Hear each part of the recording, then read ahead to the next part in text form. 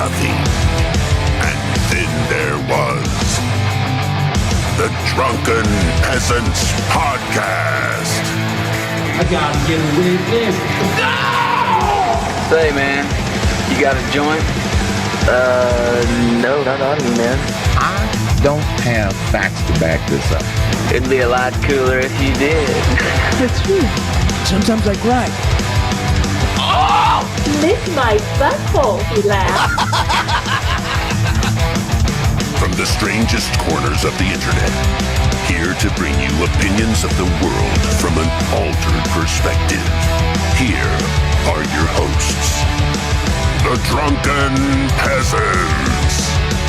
Hello, everyone. Welcome to the Drunken Peasants Podcast. This is episode 933. We're doing it live. 933, everyone. Yeah. It's a very 933 kind of Tuesday. You know what I mean? It just feels like a 933 kind of Tuesday. You know what 33 divided by 3 is?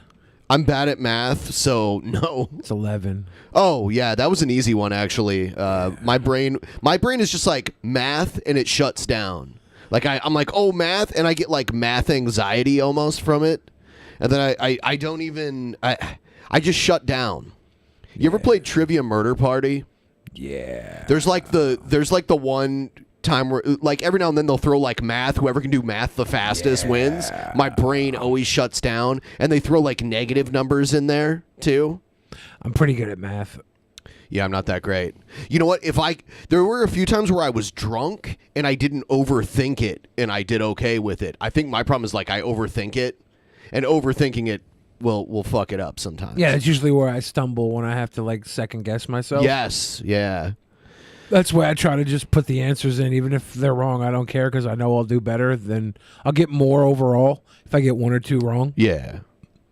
Yeah, I do want to let everyone know that tomorrow is the end. 144 divided by 12. Also, Ooh, tip train. That's Thank you, gross, Tip Train. Eduardo. Cheers. Today is the last day for the DP summer shirt sale. So today is the last day because tomorrow's the autumn equinox, the official end of summer. This is the last day of summer today. Goodbye, hot girl summer. Hello to hot man autumn. It's Grand Theft Autumn. That's what we've been told. DP Summer 2-1 at checkout for 25% off all of the shirts in the store. If you order it today, you'll still get the 25% off any of the shirts in the store. So just to let you know, this is your last chance if you were planning on getting one and you haven't yet. Now's the time. Just throwing that out there. It's a new week. We're already 2.5% of our goal. I mean, things are looking up for us. Things are looking up for the Drunken Peasants That is most podcast. definitely what's up. Oh, man. Whoo. I've spent the entire weekend that we were gone with family. I'm done with family. I'm not going to see family again for at least, I don't know, a few days. I have to go see my grandmother, though, so I'm lying, actually. I'm basically a family man, Ben. In one sense of the word, yes. Basically. Not like the father of a family. Most of my children are illegitimate whores. Oh, man. Yeah, I mean, one way to fix the family thing is just move 2,000 miles away from them. And then you don't have to be a family man. But they love me too much. I'd feel cruel. I got no grandparents left. So, that solves a lot of problems. My grandmother lives very close to me. She's Yeah. like 2 minutes away from me. I should see her every day, but I don't because I have poor time management. Yeah. Yeah, everyone give the stream a like, if you could, please. That would be great. We're going to get into things in just a moment. I'm going to wait for Al Gore's rhythm to let everyone know that we're here, though. Everybody here has to like the stream. They have to, type in the chat and be like, hey, what's up, guys? Who likes to have sandwiches? Stupid stuff like that keeps the people talking, keeps the system knowing that we're alive. Talk I guess. in the chat, and then even when this episode ends, just write commenting for engagement in the comments. I see people doing that. Really? On our videos and other videos, Yeah. I'll see it. No, it's weird what they ask you to do now to keep engagement up. It's crazy how like there are channels that used to swear and shit all the time, and now they don't say anything weird at all. Yeah. It's YouTube has ruined their own platform. Poor YouTube. All we ever wanted was, you know what it is, and this is truly why we've lost our engagement, because we shilled out to the fan chat and gave everybody the Patreon chat, so nobody wants to use the YouTube engagement chat anymore because there's a premium chat. We ruined everything by offering the echelon their own little space on the screen. If only we could go back in time. Unfortunately, are you about to sing a Cher song? If I could turn back time, if I could find a way. Yeah. It's about as much as I know. If I could turn. She almost sings like a horse. Like I would picture Mr. Ed. I would like to hear Cher and Eddie Vedder collab, because they both kind of have that like, oh. That'd be good. What's a good power ballad they could do together? They could do If I Could Turn Back Time. I want something that's like both man and woman, that like that's a power ballad. You know, like when you have a guy and a girl. Like what's a They could do big Time song? After Time. Yeah. If you remind me of time after time. Yeah. That'd be cute. Yeah. We're gonna go into the news segment now before this gets too weird. Yeah. Ebony and Ivory, I was thinking that, but I didn't think it had enough power to it. Could do I'm a little bit country and I'm a little bit rock and roll. I was also thinking the one with Sheryl Crow and Kid Rock. But no! Kid Rock is trash. He called me sir and got me so fuming angry. People are discriminating against wolves. Wow. They're laughing at us, at our stupidity.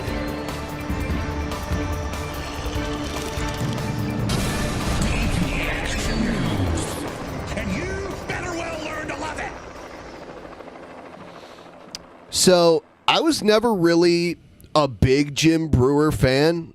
Like I thought there was a couple times he was on. When is this going to go away, or are we just on DP Action News? DP Action News forever. I think it froze up. Oh no! Which I've never had to do before. Are we going to try and wait for it to unfreeze? Oh, there it is. we go. That was weird. Anyway, yeah, Jim Brewer. He made me laugh a couple times on SNL when he was on it. He did a few kind of funny characters. He did a decent Joe Pesci impersonation, like a cartoony Joe Pesci impersonation. Obviously, a lot of the people, not all, his talent was in the sketch realm, and I don't know his stand-up that well. I guess he does stand-up. He never really transitioned into movies. The only movie I can name that he was in was Half Baked. And he was like not even the main, like the leading actor there. He's like a supporting actor. It was a good character in Half Baked. It was a good character. He played a really, and I don't think he gets high regularly. So it was kind of, he played the stereotypical brain dead stoner. He's guy. got high eyes, like whether he's high or Dude, not. he looks insane now. And I know part of it's aging, but he looks like a crazy person. I wonder who fell further from grace, him or Dane Cook. Have you seen Dane Cook now compared to then? People are pretty mean to Dane Cook. I was never really I like Jim Brewer as a comedian infinitely better than Dane Cook. Yeah, but Dane Cook was like that hot college I girl don't give a fuck comedian about that that. everybody loved for a while. I never loved him. And Not now everybody. he's like, I don't know, someone's dad. So here, like, Jim Brewer posted this Instagram video, and it's all anti-vax stuff. And then that landed him a guest role on Tucker Carlson. So we'll watch as much of the Instagram video as we can, and then watch the Tucker interview. What's up, Instagram? I'm not sure I really go on Instagram. He looks like a Joey Rob Lowe. On Facebook, which I was just on. Facebook, scuffed, going a lot no. more. So No, Rob Lowe is way more handsome than Jim Brewer could ever hope to be in his wildest dreams. You bananas, come on here. Maybe like a scuffed Chandler How are Bing. ya? Yes. What's it? Matthew Perry? Yeah, that's a way closer comparison. Not Rob Lowe. No. On Facebook Live, but I realized I never go on Instagram Live. Okay, so good. Thanks for explaining it to us. Quick announcements, and I just want to let you know that a couple things. On a personal note, anyone that's seen me and did merch this year, I am so sorry. I met this guy and he had a tremendous heart and I wanted to help him. He was a local and he was making everything on his own. It has not gone very well. I've had so many people reach out and tell me, I still haven't gotten a shirt. I still got my hat. I still got my whatever. Oh my God. He's doing a Chris Hansen? Damn. He was like, just trying to help this guy out. I got all the money, but that sucks. Just when you thought you could trust Jim Brewer. I mean, someone may have screwed him over. Yeah. I mean, it does happen. Rambling, trying to Definitely. appease so many of you. And if you're still on that list, please DM me and give me your receipt and tell me what you didn't get. I'm mortified. He does kind of look high here, though, but he might have been crying. Who knows? About the whole situation. Maybe he's got changing. A cough or something? No, he has had COVID before already. has? Yeah, which is very fucked up considering the stance that he's about to take. Merchandise as we speak. Now, bigger issue. 2 venues that I will not be playing that I'm booked at, so I apologize if you already have tickets. Number 1, the Royal Oak Theater in Detroit. In Detroit, Michigan. Is he taking a stand against Michigan? That's where I saw Kids you? in the Hall. I saw Kids in the Hall At the live Royal at Oak? the Royal Oak Theater in Michigan. Ooh. 6 years ago. 7 years ago, something like that. Yeah, he's boycotting theaters that require vaccine proof. Oh, thank God. Somebody had to do also, the Wellmont Theater in Montclair, New Jersey.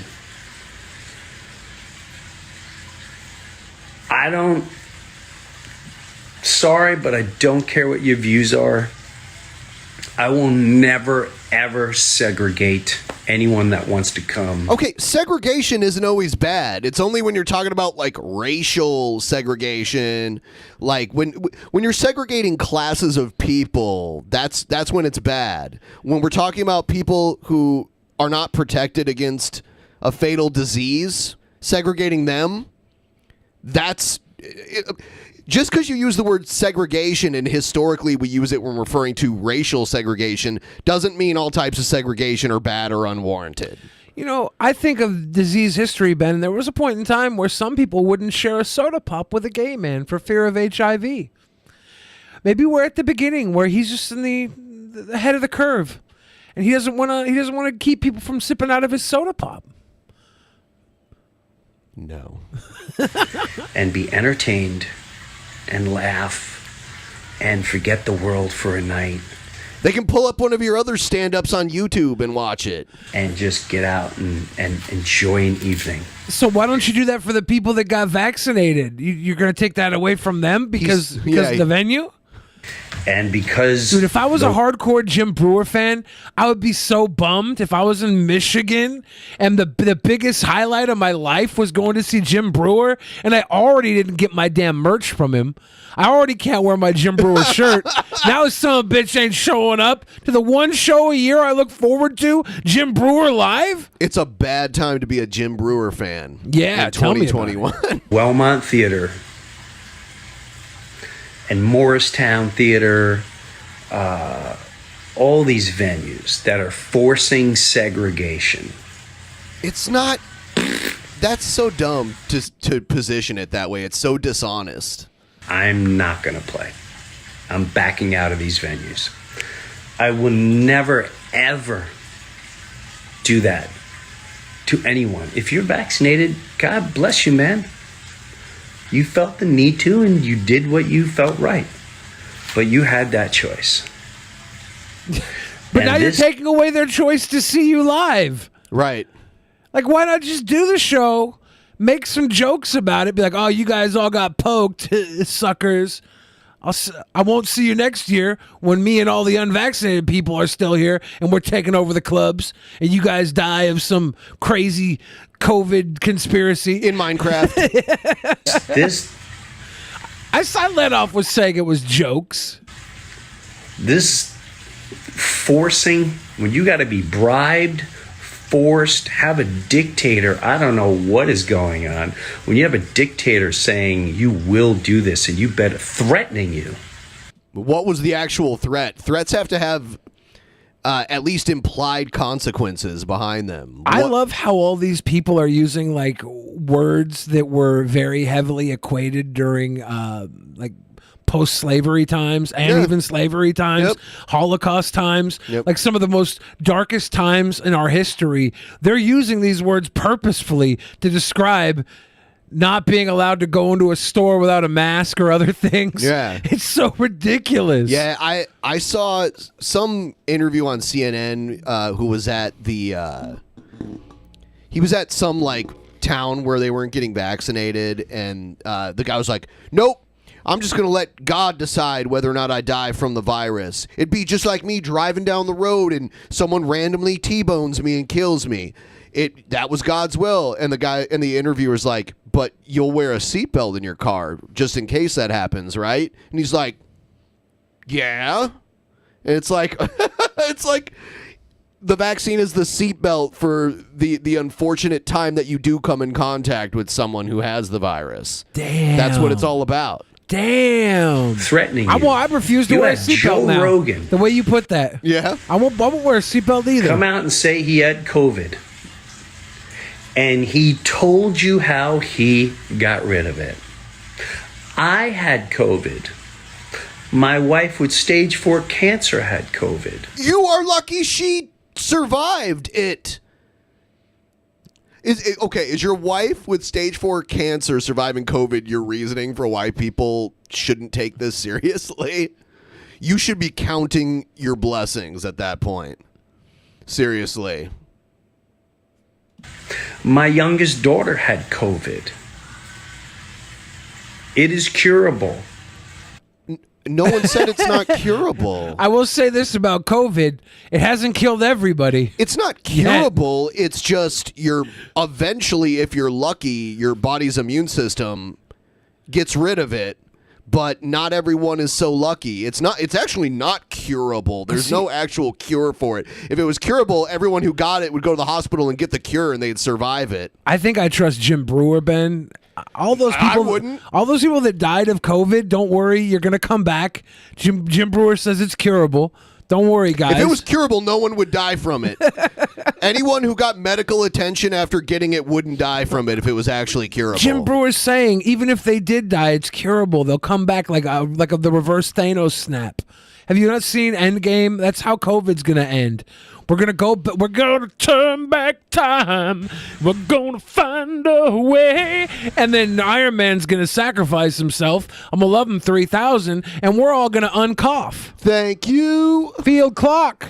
Gracias. Don't you think the world would stop if they truly cared about your health and your well-being?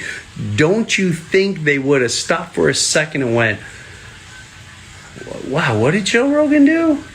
What do these people that are feeling better do? You can't name one other person. What did Joe Rogan do?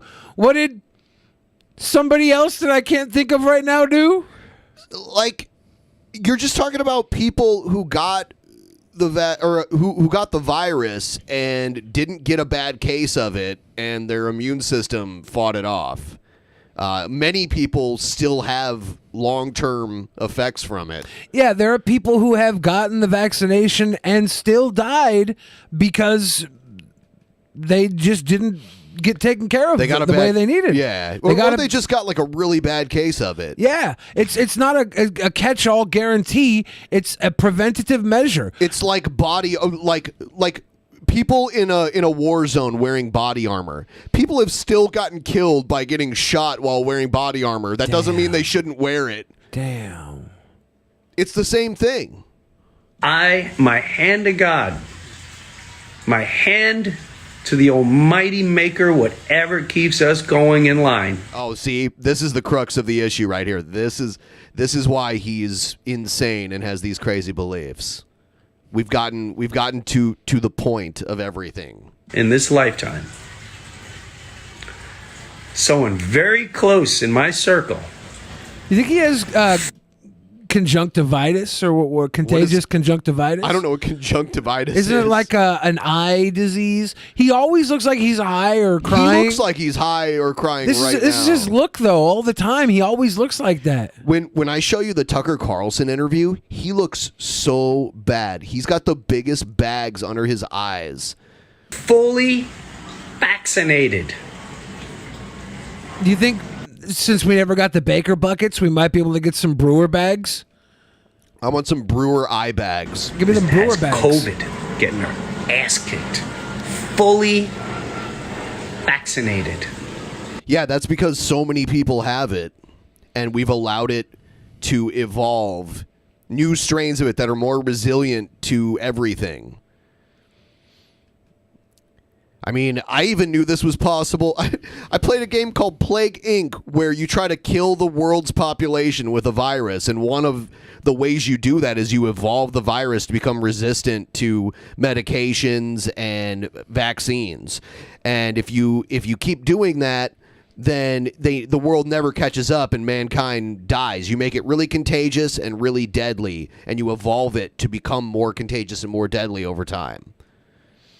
It's the same thing.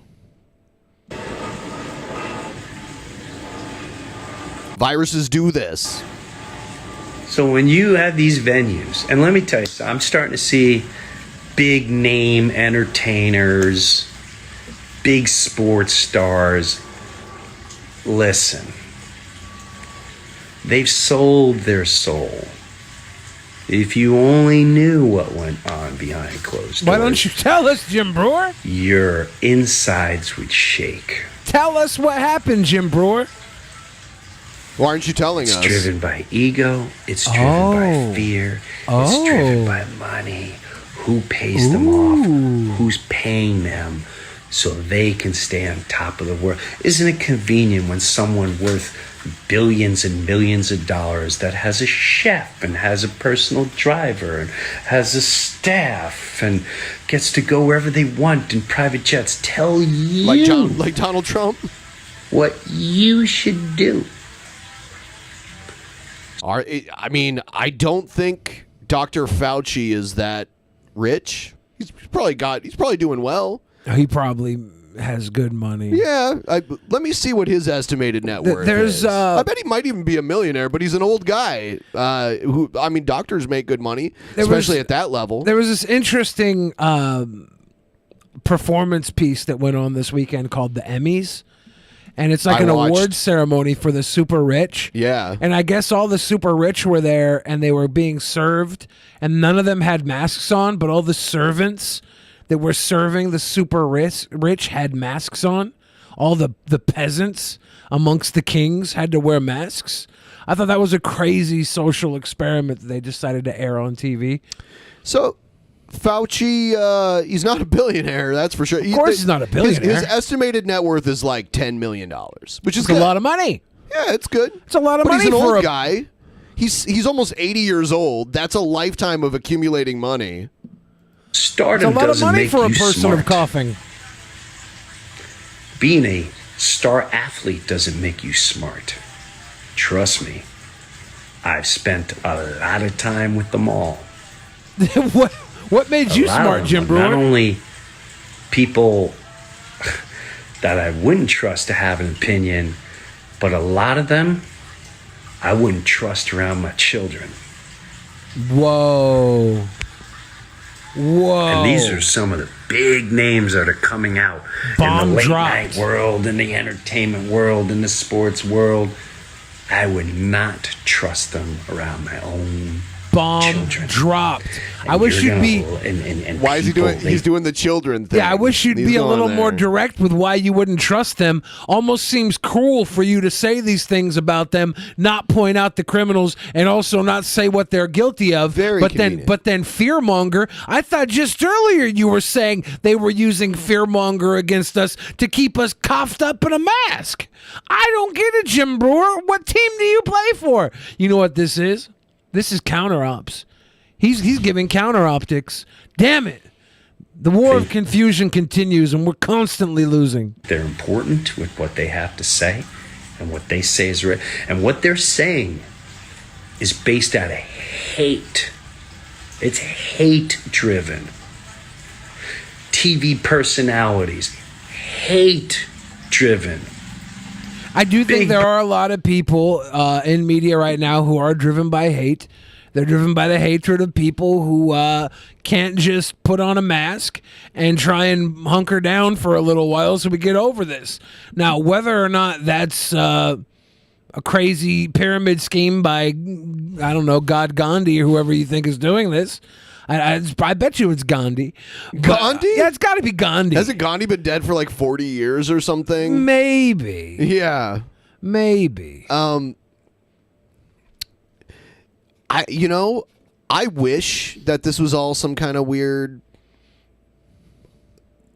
plan, some weird hoax, because that would mean the 4.5 million people worldwide that died from this aren't actually dead. Right? I don't... Yeah.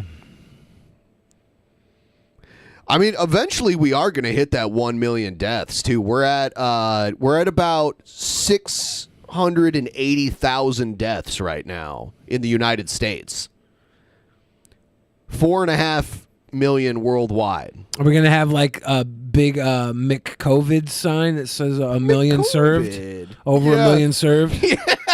Welcome to America, McCovid. Over 1 million served. Personalities on big shows. There's no love there. There's no understanding. There's no care. It's hate-driven. Because their ego and their stardom cannot... Who's stardom? What are you talking about? Who needs a pandemic to make their stardom bigger? I guess the TV hosts and the sports athletes. I believe there was also someone else you mentioned. Not by name, but by genre. They couldn't do what you do. They can't take a regular job. They can't walk away from that top of the mountain. I mean, if you're on the top of the mountain, you can retire and you don't need a job probably ever again in your life. Unless the CIA chooses to cancel you, Kevin Spacey. You gotta say what their I'm laws. sure Kevin Spacey still got money, even though he can't find work, unless he was reckless with it. Kevin Spacey was just a good soldier who did what the CIA asked him to do. To say. Any doctor right now, which I personally know. You know any doctor right now? There is a He personally knows any doctor. Any doctor right now. This man is off his rocker, okay? You think he knows Fauci? Does that count as any doctor? I don't think he said any doctor. So if I was like, I know any doctor, that would be me being like, you know a doctor? I know them. Is he going to do the... Name a doctor. Is he going to do a not a real healthsman fallacy? 17-year-old child that needed to see a doctor, and a doctor said, unless you have a shot, can't see you, and refuses to you're not a... Right. They don't want you to infect other patients. I do like how he says the V word. He goes and does a thing in his neck. That's cool. Like, yeah, the shot isn't given to you in your neck. Maybe you're misunderstanding it. I don't know. Like, you'd be more likely to get it in your butt cheek than in your neck. Jim Brewer could get it in his butt cheeks. Yeah, I mean, yeah. I remember when I was a kid, like when I was really young, probably like kindergarten age, I had to get my tetanus shot in my leg because my arms were like too little and skinny, you know? Yeah. But yeah, that's the thing. Like, I don't know. People like this exhaust me. Doctor, you're a soulless human being. And I don't care what your stance is. No, he wouldn't. They wouldn't let you into their doctor's office if you didn't have other important vaccines too. You can write whatever you want. Could you imagine, like, a doctor has their own doctor's office, and then a bunch of people in their office get COVID? You're putting them out of business at that point. They can't continue to practice if your doctor's office is a COVID hotspot. You're not practicing medicine for at least a little while. When the pandemic first started happening, like, I had my Chipotles, I had my Mod Pizzas, all the places I would go to, and I would go in one day and I would just notice the entire staff that was regularly there was completely switched up, and I'm like, somebody got COVID and they had to put everybody else on quarantine. That's like the only explanation for the entire staff that's usually always there being gone. And they can't do that really at a doctor's office. What are you supposed to do? Call in your minimum wage doctors to come in and take over for you? Yeah, there's not normally other franchises of a doctor's office to, like, bring people over, you know? I'm just going to delete it. A lot of us have good souls. A lot of us are not driven by fear. A lot of us have common sense. A lot of us have turned off the brainwashing machine. And we're starting to recognize. See, this is the problem I have with people who have common sense and have turned off the brainwashing machine.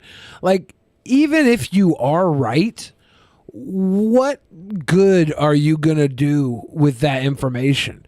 You're over here spouting off, well, I'm going to not wear a mask. I'm not going to do a comedy show.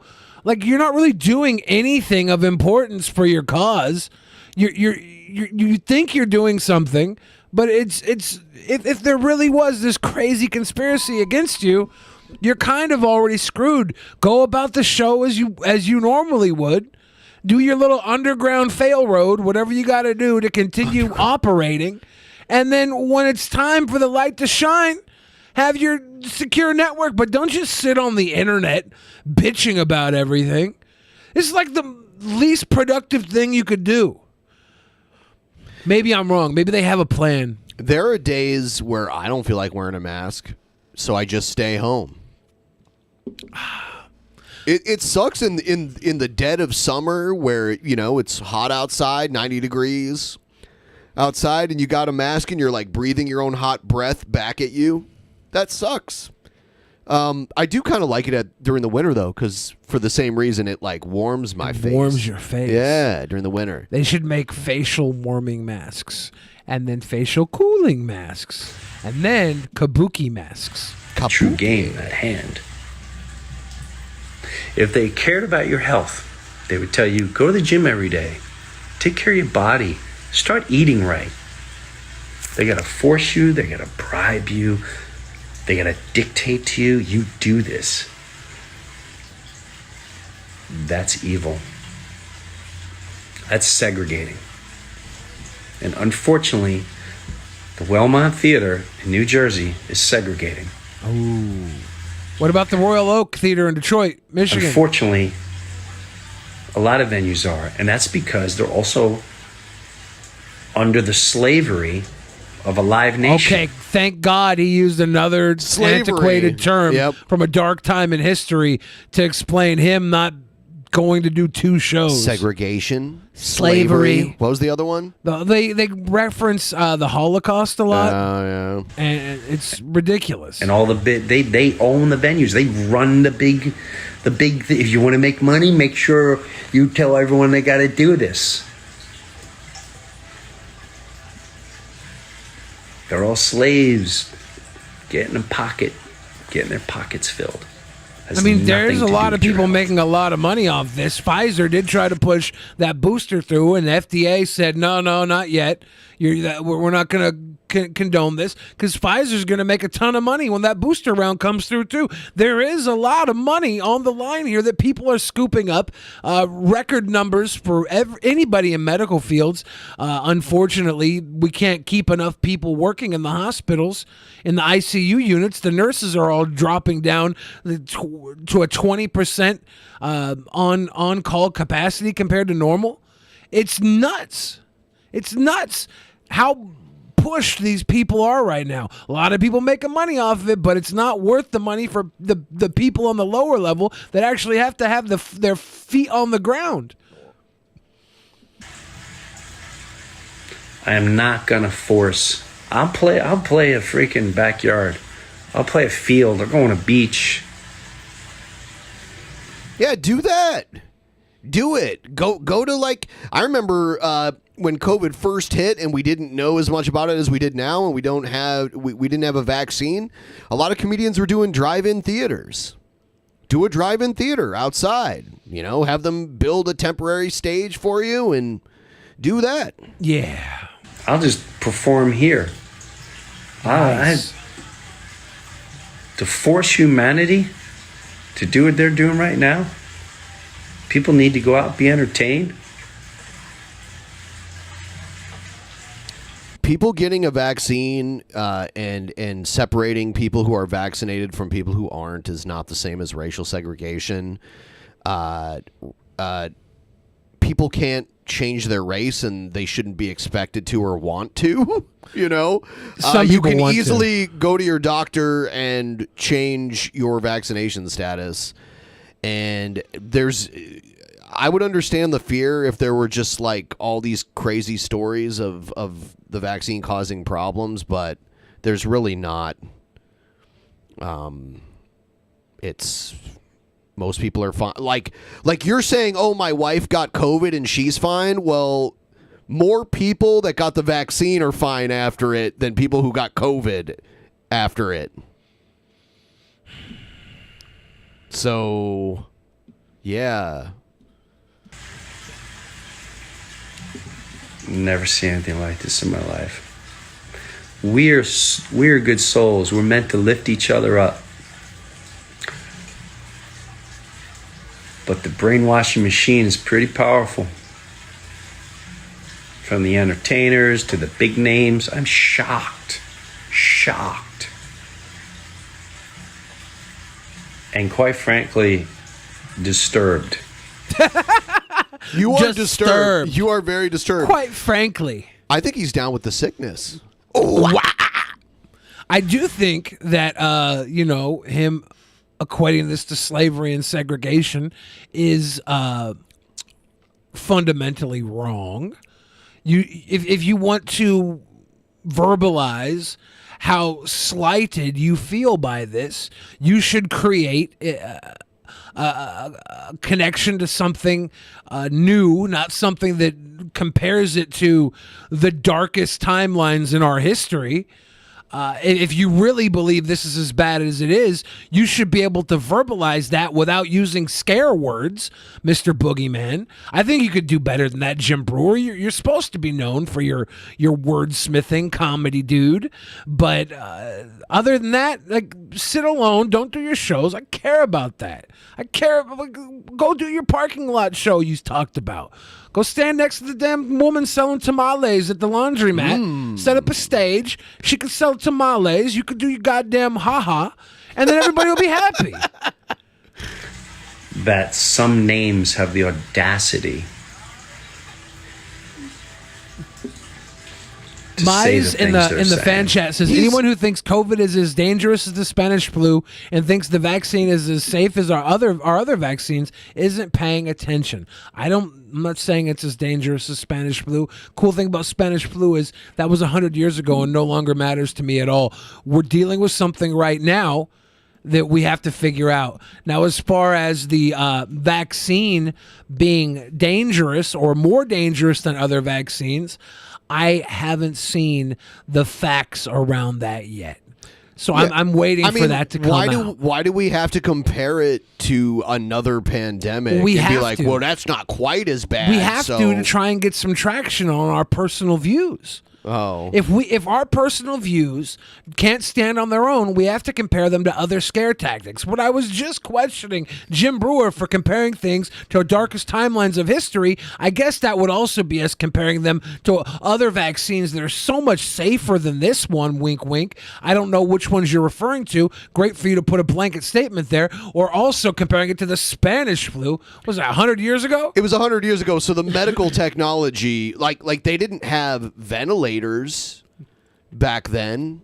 Like we have technology now that would easily help someone with an illness. I mean, the average life expectancy of a person, compare that, to pre-COVID, and then compare that to pre-Spanish flu. I think you'll find that our medical technology alone would have prevented way more deaths during the Spanish flu. I think Spanish flu was 50 million people worldwide. That's insane. That's an insane number. Yeah. And maybe it is more dangerous, but just because a flu 100 years ago was more dangerous doesn't mean we should ignore the danger now that we have almost 5 million people worldwide dead from this. Mize, I'm going to need you to DM me some of your information so I can study up on that. You know, it's Thank funny you very much. because they're not linking anything or naming names or showing anything. And it's kind of like Jim Brewer, where he's like, they're taking money. They are doing this. They're doing that. Not naming one name, not naming what they're actually doing or saying. Pfizer's definitely getting huge paydays off of all this. Like, there's tons of people getting paydays off of all this. That's not wrong. But there's also people who are needing to get back to their lives, and we think that the best way to do that is preventing the spread of the virus. Other people disagree, and they just want to go out and party and cough. Coughing is put cool. Out there, you have someone out there saying people basically should die. They should die. You think that's a love thing? You think that's a positive thing? That's driven by two things: hate, fear, soulless.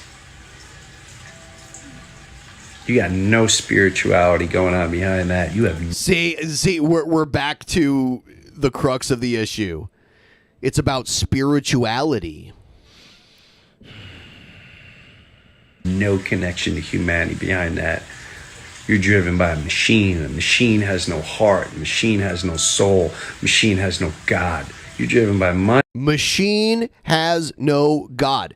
This is the entire thing that Jim Brewer's working with here. This is the base of his entire argument. He's saying a lot of stuff to kind of deflect from that and distract from that, but this is the base of it. God doesn't want me to get the vaccine. God is against these other evil people. And he'll drop clues here and there, but that's really what this is all about. Money has no soul. Money will kill you. Then give all your money away. Money will enslave you. I mean, I see people in Seattle who have no money that are living on the street, and they seem more... they seem like they're dying quicker and more enslaved in many ways. So those that are saying these things, it's so convenient. The ones with all the high play on top of their mountains. Who? Name one name. That's the funny part. Is it but funny? I feel bad for them. I don't know what it's like to be a slave. I don't know what it's like to be a ego, vanity, money slave. You don't? Oh, okay, ego, vanity, money slave. Because before you were saying what they were doing to you was slavery and segregation. Didn't you work for NBC? I mean, you work for Lorne Michaels and NBC? Lorne Michaels is not a slave driver. Joe Rogan, the news went after him. CNN went after him. Because he told you how he cured himself. And they actually tried to spin it. He didn't cure himself. He was not cured of the disease. I don't think you know what a cure is. And said he took horse pills. He didn't take horse pills. But there's enough people out there going, it took off, it took off. Yeah, and I'll admit that he didn't here's one thing that he said that I agree with. Joe Rogan did not take horse medication. He took the human variety of the same drug that they give horses to deworm them, and that was a dumb talking point that was used that I don't agree with. But I don't believe this drug actually helps people with COVID. It's an anti-parasite drug. I will say this. A virus is not a parasite. It's not the same thing. thing. Some people have gotten through COVID with no help at all from anything, let alone some people didn't even know they had it. Yeah, so it's like it's a case by case basis. But the Delta variant is a different type of COVID, and it's more. You're going to be more symptomatic than the original COVID-19 that we started having originally. That only killed older people mostly. They even discolored his face when they showed it on television, on CNN. That's evil. That's dark. That's demonic. That's also painting a false picture. There's reality, and the reality right now is there's a deep separation going on. You need to stop listening to the brainwash machines. Think for yourself. Know that there's a higher being, a higher meaning. There is a grace in life if you allow it. If you turn that channel on, if you allow it. Yeah, just turn on that acceptance of grace in life and turn off any sort of acceptance of responsibility outside. Serve yourself through God and forget everybody else. What's the point? What's the point of loving thy neighbor? God gave you your virtue. Cough your way into whatever position you want. I do like that he's not doing the show, though, for his own principles. That's great. Stand up for yourself. That's fine. Don't do 2 shows. Become a big dick. Get all these other people to come out to your shows. They're like, hell yeah, I didn't care about Jim Brewer until I heard he didn't want us to wear masks, and now I'm going to go watch him, but I'm going to laugh and a cough, cough, cough, and every other show he does will be a hotbed now, I bet. I wonder how much he's making per show these days. I mean, Royal Oak, that's a decent-sized theater. How many seats do you think? Let's take a look. You remember? I'm not good at eyeing that kind of shit up. I am. I've been in a lot of venues. So have I. I just don't trust myself to eye up the. Oh, that were empty. It's like, man, we could have had 2,000 people in this room, but there's 94. Looks like 1,050. 1,050 That's tickets. not bad. Tickets are probably $40. Something I would say like that. Jim Brewer $30-$40. He's probably getting a good chunk of that. He's probably walking away if it sells out. He's probably walking away with like $5,000. Looks like they sell it through Access Tickets too, which is kind of like Ticketmaster's biggest competition. I'm trying to look to see how much a ticket is for like. Normally they. Oh, you know what? Jim Brewer is still on their website as performing on October 1st. What happens when you buy tickies? Hold on, let me check. When you buy tickies, ticket Slim Oh my Shady. God. Okay. Hold on. Walking around with his who know what. So when you click on this, it's like you have to be vaccinated to get in. I acknowledge. Did we see a price? Tickets are $32.50. Okay. They might be like tiered though, depending on how close you are. That might be like from. It might be like from $32.50. Yeah. I think mine. No, you know. to 40 let me see. No, you know what? Pretty spot on. It's $32.50 no matter where you sit. Yeah. So that's $34,000 gross. How much does the venue normally take in a thing like that? They're going to take a huge amount. The ticket companies are going to take a huge 50? amount. Honestly, he probably is getting paid in upfront. Probably like $5,000 or something. Yeah, they probably just gave him like a $5,000 up front, and then the house takes care of all the promotion and everything. That's not bad for like what, like a 1 hour set? We all just want to lift Yeah, each probably other do an up. hour and a half, We all maybe. have serious issues. We all have serious problems. But I am not going to. They might not expect to fill the venue though as well with Jim Brewer, so they might only offer him like $2,000 or something. I don't know. I mean, he had a decent amount of popularity. I'm just assuming he sells out. Yeah. Who knows? One that wants to come see me and have a night of entertainment. It's weird that after this video, because this video's like a week old, that they still have him on the website. Maybe he's signed a contract and they're going to try and push him to it. Be forced to stick a needle in their body. It's not in your neck, though. Come on, man. Why do you do the neck thing? That's so dishonest. Just because a venue is a slave to Live Nation, and who's a slave probably, I don't know for a fact, to a big pharmaceutical company. What? You think Live Nation is like answering to a pharmaceutical company? Okay, can we, like, evidence, man. Evidence. It's like an entertainment company.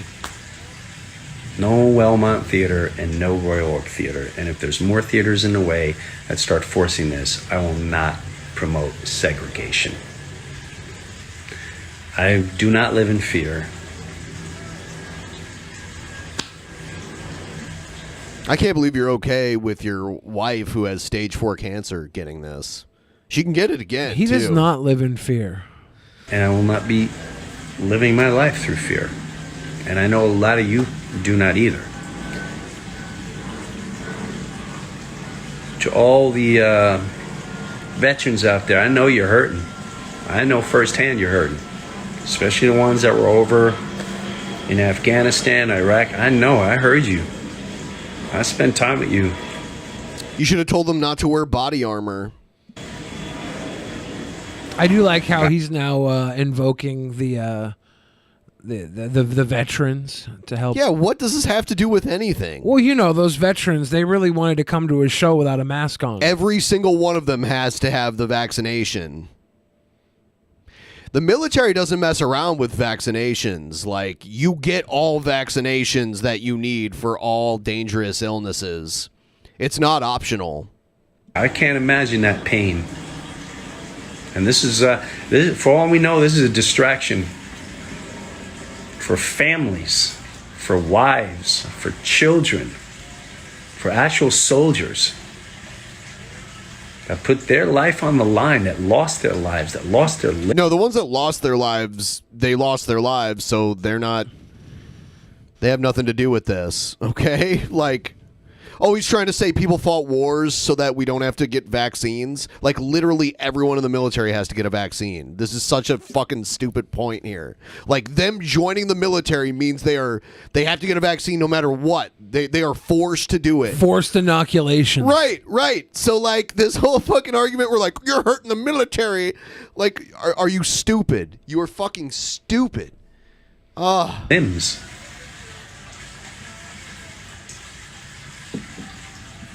So you don't support the military because the military mandates vaccines. So you're anti-military. And you're trying to make this. They have to get it. There's a lot going on that you guys have no clue. I think that there is a lot going on that people don't have a clue of. Not like Jim Brewer. Oops. Be careful of the hoopla. A lot of hoopla going on. I do like that word hoopla, though. Shit, he just won us over, didn't he? All he had to do was say hoopla, and now we're big Jim Brewer fans. Let's I hope he lift does a each show in other up. Seattle. Let's humble ourselves. Make you humble. For those living in fear, stay away from them. If they can't be helped, they can't be helped. But please do stay away from You them. can leave all the snarky if you're comments not you want. but you're gonna delete vaccinated, them, and they're please meaningless. do stay he's away from people. He's going to delete all the negative comments. Thank goodness. They're meaningless. I'll take whatever uplifting, your little uplifting comment is so powerful. I do like this YouTube comment gold mining strategy, though, where you just sift through all the people talking trash, and you keep the gold comments up for yourself. Yeah. That's cute. When I go to Jim Brewer's website, he doesn't have the Michigan show listed on his website. Oh, good. I'm looking to see if he comes to Seattle. Nope. He's only got. Dude, how is this a tour? We canceled 2 He's shows. got- yeah, well, it's hardly a tour even with those 2 shows. He's got one in Virginia. He's going to be there for 2 nights, September 17th to the 19th. He's going to be in Vegas, September 24th to 26th. Then October, he would have had the show on October 1st in Detroit, but he doesn't have that on here anymore. He's got Milwaukee on October 2nd. He's got Schaumburg, Illinois, which is suburb of Chicago, 29th to the 30th. And then he doesn't have another show for the rest of October. And then November 5th through 7th, he has Connecticut. November 11th through 13th, he has Omaha, Nebraska. And then in December, he has Hanover, Pennsylvania. And that's all he's got. That's all he needs to pay his bills. He's not controlled by money. Money? I do half the things I do because people like you, just like you, that think you're a nobody. I can't stand when people go, I'm a nobody. Yes, you are. Does he have like a fountain? So I can't stand when people say I'm a nobody. Yes, you are. No, it's no, you're not. You're not a nobody. No. Anyone that can go to like any major city and get booked in a theater with over 1,000 seats and sell at least half of them is not a nobody. Well, he's talking about his fan base. He's saying his fans who think that they're nobodies. Okay. It's like, oh, I hate that. When somebody says I'm a nobody, yes, you are. It's like, wait a second. You're saying it wrong. Because it only takes one person to change the whole world for the better. Is that true? As long as you don't give a shit about that credit. We're not here to get credit. We're not here to get credit. You don't get credit. I don't get credit. You know what, Ben? I just realized Jim Brewer just pointed something out to me. I could have changed the world about 1,000 times by now, but I always wanted credit for it, so it never worked. If I would have just done it once for just changing the world, not for my own credit, you always do it for credit. Fuck no. I don't. If I change the world, I'm only doing it so people know I did. I would rather live in this same cesspool of funk, gunk, and pimp monk if you can't get credit. Yeah, no. If I get no credit, it's fuck it. It makes me think of that Babyface song. Do you remember that? No. How's it go? I don't want to sing it because I can't sing like Babyface. You know. Does it go? Does it go? You deserve an Oscar. Red carpet yes, ready, actually, baby. You deserve an Oscar. Actually, that is what it is. For looking after my children, I don't get credit for taking care of my dad in his dying days. I don't get credit for looking after my mom. That's the credit that girl deserves. You an don't get Oscar. credit. That's your human duty. Human duty. He said it. I love human duty. He said human duty. You know what? It would be funny if someone edited this, like, because there's videos of homeless people taking a shit in public. If someone would just like put a video up of someone taking a shit and then just put Jim Brewer being like, "That's your human duty." Human duty. Poop, poop, poop. Human duty. Of your soul to lift each other up, to love each other. Lift you up. Or like 2 girls, 1 cup. And he could be like, "That's your human duty." Oh man. Some of us are not going to make it. Some of us have situations. Some of us are not going to make it. And those are the ones that need to go out and be entertained. And I will entertain you. No, you won't. But You're canceling your shows. He'll entertain you so long next year as, you know, he's really only out here for the coffers. I have to imagine the half-baked royalty checks are getting smaller. I wonder if he even got a point system on Half-Baked. Oh, yeah. I think with so. With movies, a lot of the times, it was hard to get points early on. At the time, he was, out of like the main cast in that movie, he was probably the biggest name. He was a bigger name than Dave Chappelle at the time, for sure. Usually, though, they just give you a big payout up front so they wouldn't have to pay you off afterwards. Yeah. I'm not going to pretend. You might have some fun gigs. Maybe playing some. But I think he was probably the biggest name in that movie. If I go back and think about who was in it, Bob Saget. It was the first time you saw Bob Saget do like dirty comedy. It was in that movie. The first time you saw it mainstream. Yeah, that's what I mean. Because everybody knew Bob Saget was a dirty boy. Yeah, and I remember hearing that, but that was the first time I actually saw it like on a grand scale, you know. even though it was a small part. And the one dude, you remember the dude where like Bob Side was like, I used to suck dick for Coke, and there was like a dude next to him that was like, I seen him. That guy was on The Real World season 2. He got cut. He got kicked out back in the day. Was it Puck? No, Puck was season 3. It was a black guy. His name was David, and he was a stand-up comedian, and he got kicked out because he like tried to pull a blanket off a girl when she was in her underwear. Better not. But yeah, that's kind of weird. Backyards, I may be just doing online. Thank God I put my comedy special out, I'll tell you that. I didn't put it out, I filmed it. It'll come out soon. Even that venue, it's my favorite venue in the world, that Paramount in Huntington. They were forced. Now they're saying you have to show your vaccination card. Well, guess what? I'm going to lose a tremendous amount of money. Tremendous. The type of money that makes me go, oh, God, okay. All right, good. I'm going to be all right for a little bit. Oh, what does that mean? Did you hear what he just said? What? Hold on. The type of money that makes me go, oh, God, okay. All right, good. I'm going to be all right for a little bit. I'm going to be all right for a little bit. So he's got money issues? He's like, oh, the kind of thing that... Yeah, I'm sure he spent a lot of his... He didn't do that much work, right? Like this. Not in the movie business. It's like 25 years later. And I think he did quit SNL, like, for some dumb reasons. Like, he probably started losing it, like he's lost it now. I'd rather stick to my morals. I'd rather stick to what I know is right.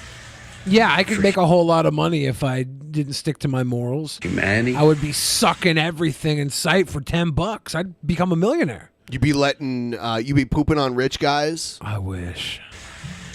For our choices.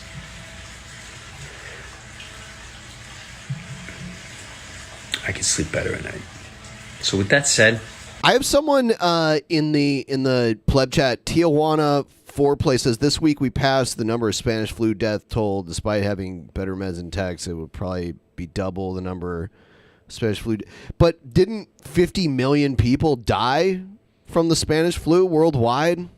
That's what I looked up and I saw. I don't know. Well, I will say this. The numbers back when the Spanish flu was a thing, the number of humans on Earth was a lot smaller as well. Oh, yeah. So the death toll has got to be like massive to even compare. Okay? I'll see you next week. Is it next weekend? Yeah, go on jimbrew.com. But one day ago it says COVID is officially America's deadliest pandemic as U.S. fatalities. Okay, in the United States, we passed it. Okay. But Royal Oak Theater, you're not going to happen. And Wellmont Theater, New Jersey, not going to happen. New Jersey has gone full-blown segregation. Whoever's running that state is... I hear a lot of words come out of people. Whoever's running that state, is it not Chris Christie? No, it's not Chris Christie. He's not a governor anymore. He got booted? Well, I think he just I think he started working for Trump and I thought he was still governor then. No. You can't. Evil, demonic. They separate people, talk down to people as if they're authority that knows things. His name is Phil Murphy, and he's been in office since 2018. Just because you have a lot of money, just because you're a governor, just because you're a person in power, doesn't mean you know anything. Okay, well, I mean, if you're a governor, you're basically like the president of your state, and you have to make decisions. Just because you're the president of your state just doesn't mean you know anything. Yeah, I mean... Doesn't mean you know anything, okay? Jim Brewer knows more than you do, and he's perpetually crying. Just means that somehow you got appointed where you're at. Somehow, through elections, you got appointed. I love you guys. Yeah, he wasn't appointed. It's being elected and appointed are not the same thing. Literally, that's why there's different words for it. You can be appointed to a position or elected to a position. You know, up until this point, I thought Jim Brewer knew his shit. But then suggesting that governors can just be appointed kind of makes me question if he knows anything. In some cases, you can be appointed, but the majority of governors are elected. I mean, like there are scenarios where someone's appointed. Like if someone was appointed, would that be one of the people that they would be addressed as "Hello, governor"? Would that be the type of governor it would be? I wish you the best. I'll see you out there. And be safe. Jim Brewer's been pissing this whole time. I gotta piss now. I'm just listening to it. Let's just keep lifting each other up. Let's lift each other up. It's great talking to you always. Now, soon as I should have next week the first draft of the comedy special, and then you can I gotta pre-order piss. it. Do you? It's this water in the background. Dude, I remember hating going to Catholic church because Catholic church is like an hour and a half, like Catholic mass, and then the church I had to go to. My carrier is in the dumps. Let me apple to these conspiracy dopes, and even if that becomes a small fan base, it's more than I had before. Yeah, he's gonna be able to pack some mask-free houses now. Yeah, super spreader events. But yeah, then my Catholic church added a baptismal fountain that ran water throughout the whole mass, and then I would have to like piss like 3 times during an hour and a half service because of it. I'll be right back. Go do it. Go do it.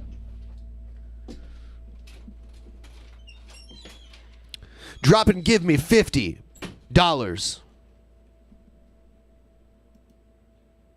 Everyone, please like the stream. If you could, please. Liking the stream is beneficial to us all. In a moment here, we're going to go through Jim Brewer's appearance on Tucker Carlson.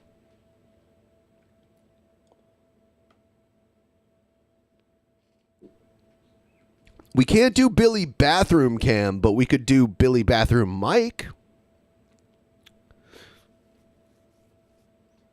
Everyone, please give the stream a like. And here's a quick reminder to everyone. The DP Summer Shirt Sale ends tomorrow.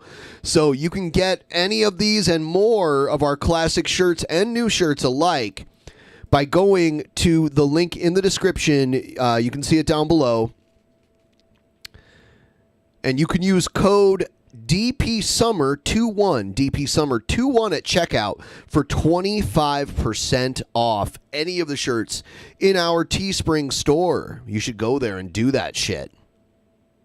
Don't mess around. Go to our Teespring store. Do it now!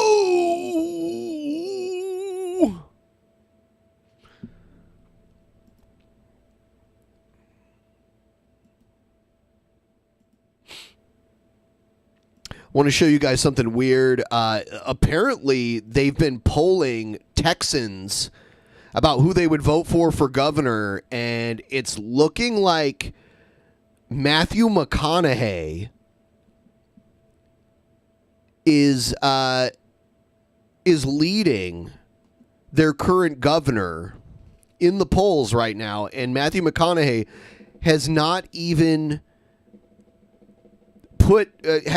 officially said he was going to run. It'd be a lot cooler if you did. And then people will be like, oh, Matthew McConaughey, he's got some weird views and shit. Well, I guarantee you he's not going to push this abortion law.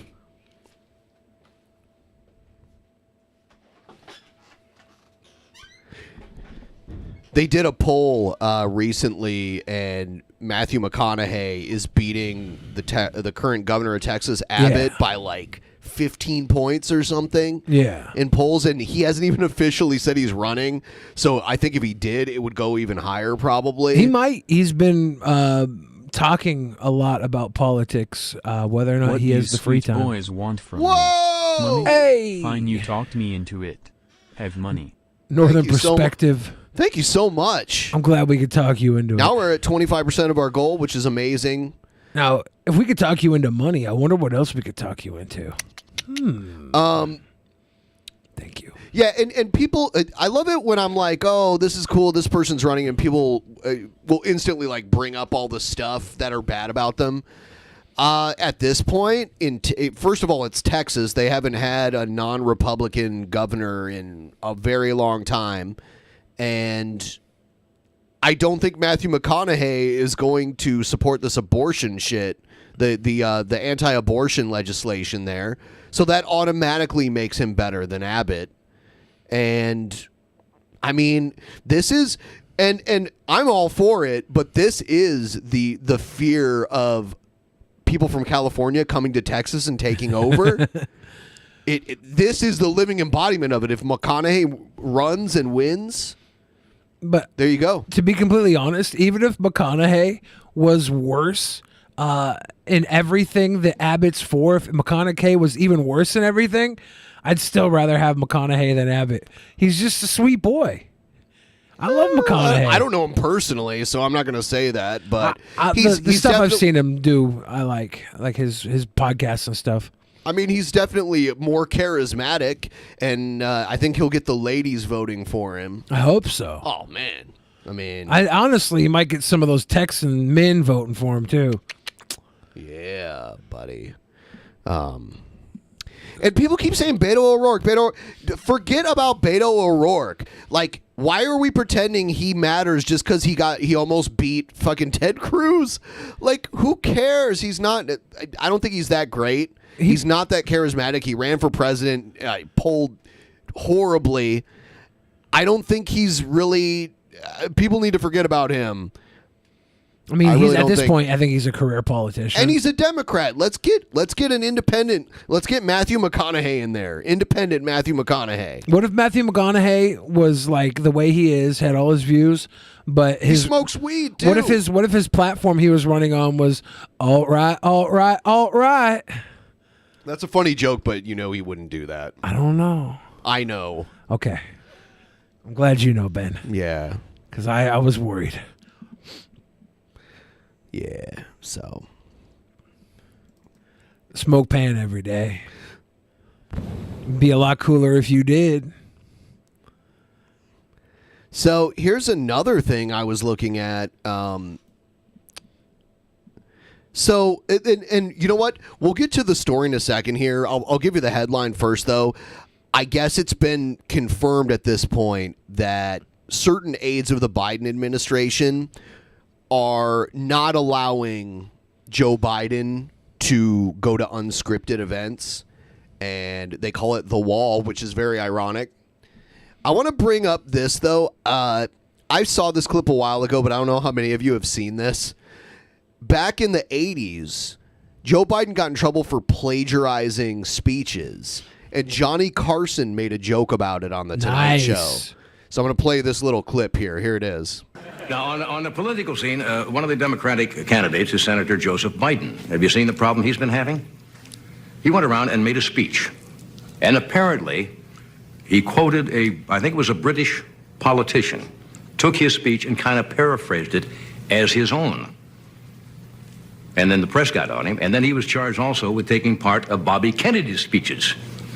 And Biden says, not to worry. He reassured his staff. He said, we have nothing to fear but fear itself. I wonder,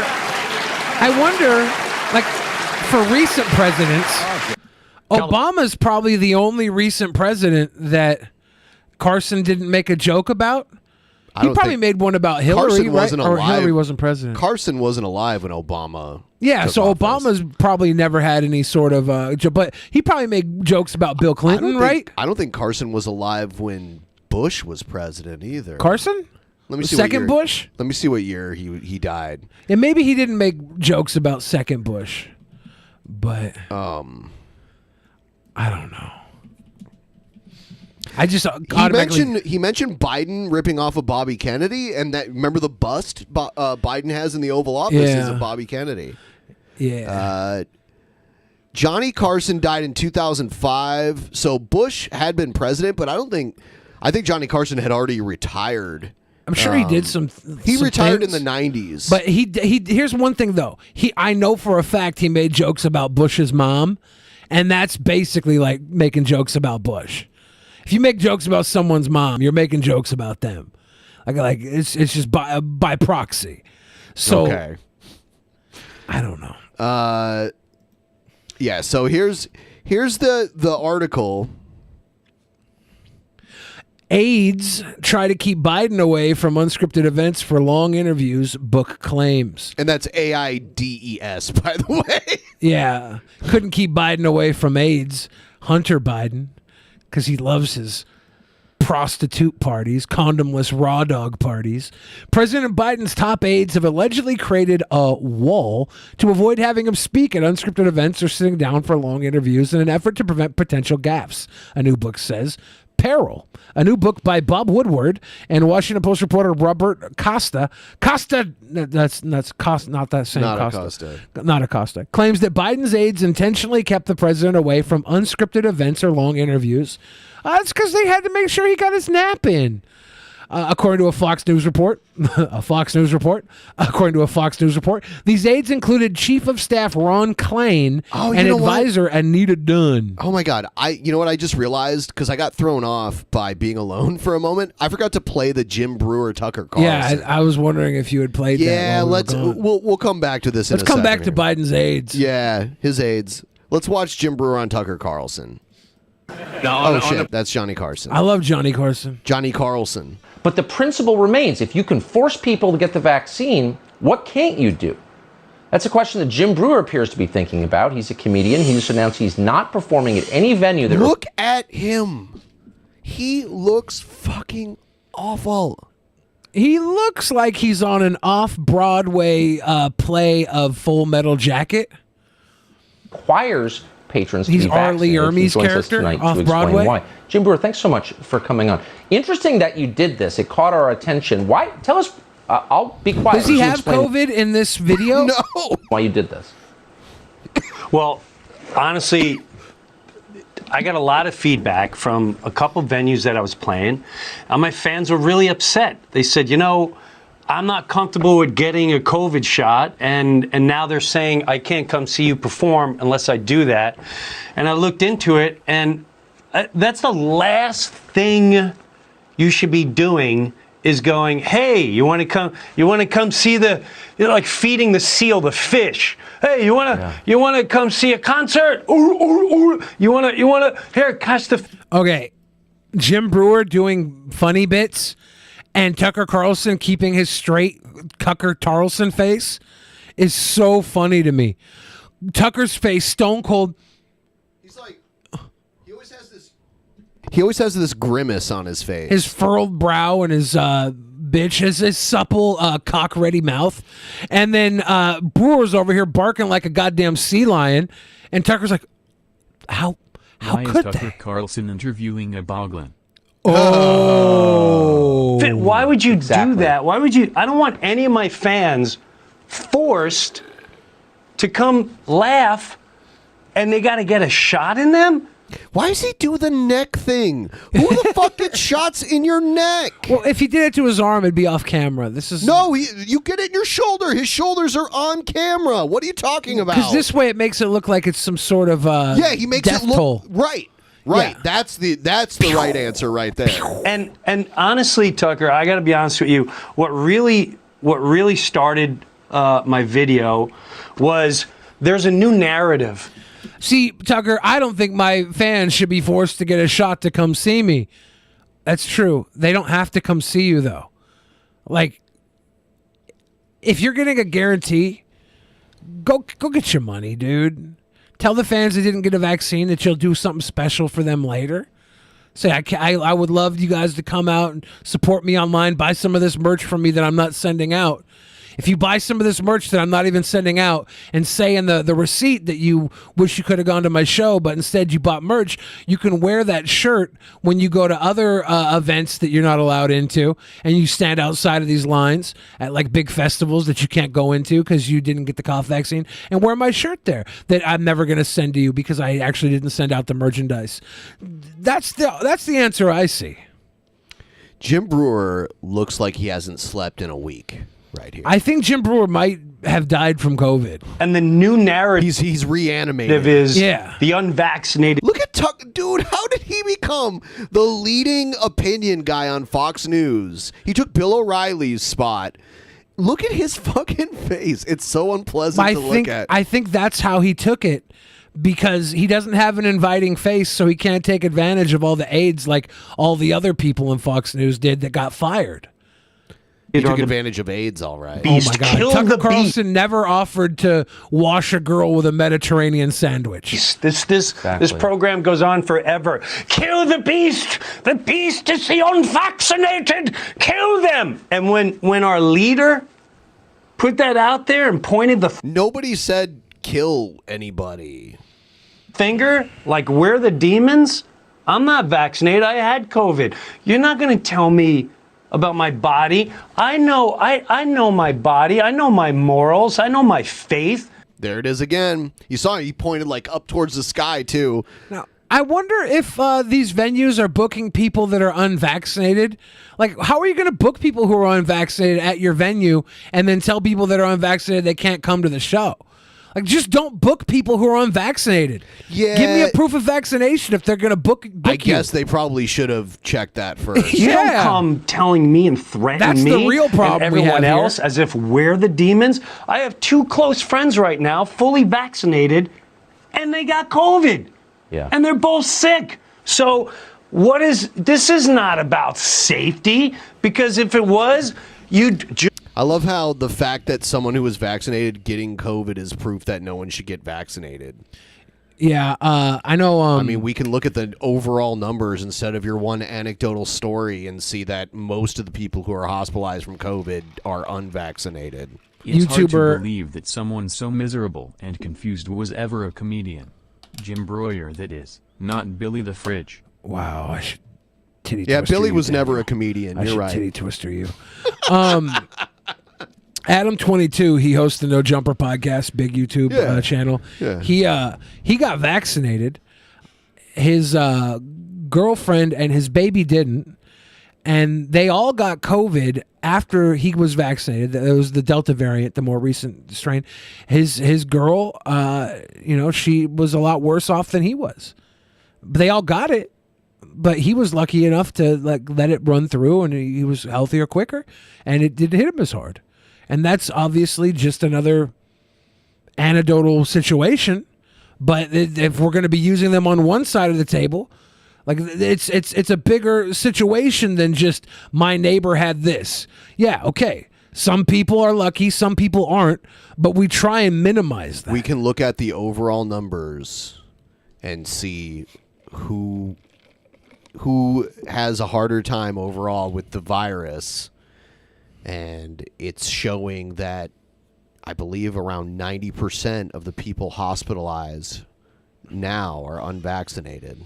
just like you said and I said in my video, eat more fruit. Take care of your body. Go to the gym. I've been saying that forever. Go to the gym and run when you have a deadly cough. That'll work. That'll be good.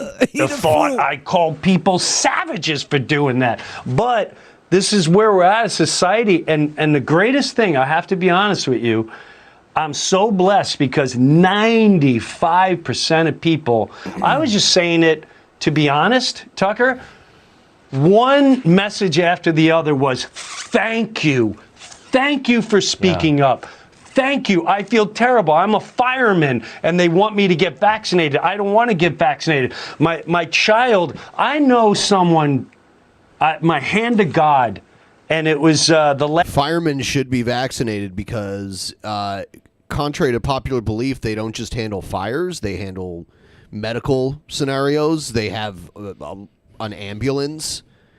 Most fire departments have ambulances that go and assist people with medical needs. If you're working in the medical profession at all, you should be vaccinated. And I feel bad for people who work in the medical profession and don't want to get vaccinated for whatever reason. I feel bad for you. I feel bad. I do feel bad for them. I don't care if you do. But it's like, what are we supposed to do?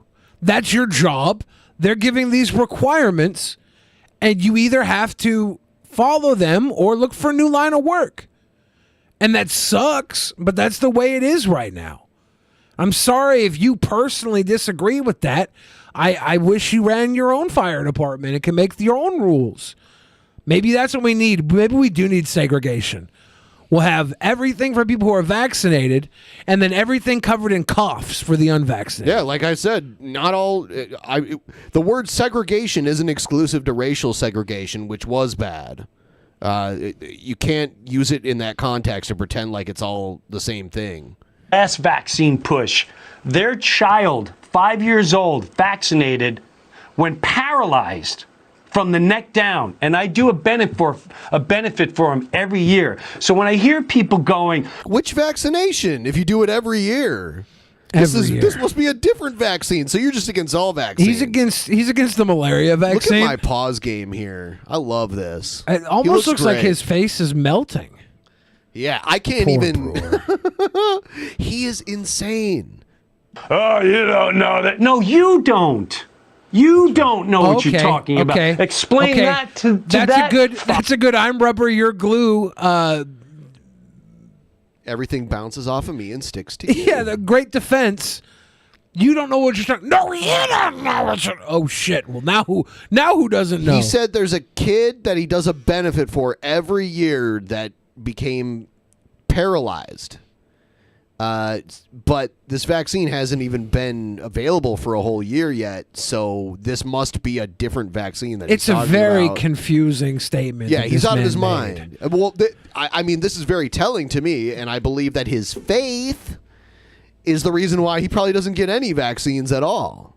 Father and mother. So thank God they're better now, but it took years. So I don't understand what's going on, like a lot of humans, and this isn't political. Just like the other person said, this is good versus evil. And this is power versus the powerless. And it's the power of fear. Could you imagine being powerless and having a platform like Fox News to say what you have to say on? Yep. Interesting. How powerless could you be if Tucker Carlson is going to stone face like he's smelling a queef while you spout your BS? I don't want to say BS. When you spout your human duty.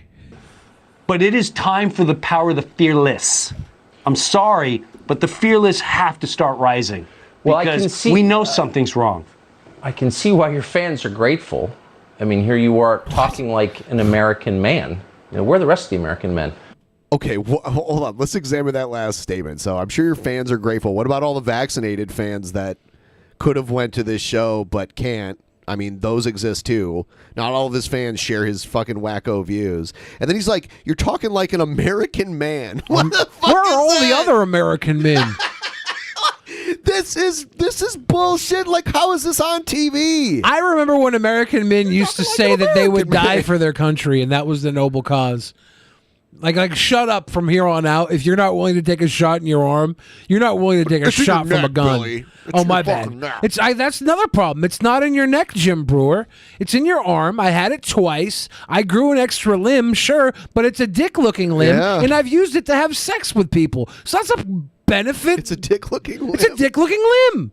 I was a benefit cause. Dick-looking limb. But I'm grateful that you've decided that you're going to speak your conscience in public and that it's still allowed.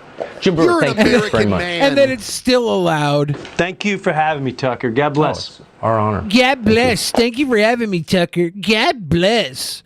Now, what's Tucker Carlson going to say? This is the end of the clip. I was hoping he was going to... He didn't say much at all that entire time. No. He just let Jim Brewer say, wackadoo shippy-got-gum the goat boy. Goat boy. That was one of his good bits. All right, so back to Biden's age. Yeah, so we'll recap a little bit. So there are reports out of Bob Woodward's book. Who Bob Woodward's a left-leaning guy normally. Yeah, of course. He was the Watergate guy. Yeah. Him and Bernstein. You don't have to be left-leaning to say, we try not to give Biden a live mic. Well, that's why I'm saying, like, I would say there's credibility to this story. Because I'm sure dude, I think we can all tell Biden doesn't need to have runoff sentences. Put a fucking ice cream cone in his hand. Let him say exactly his talking point.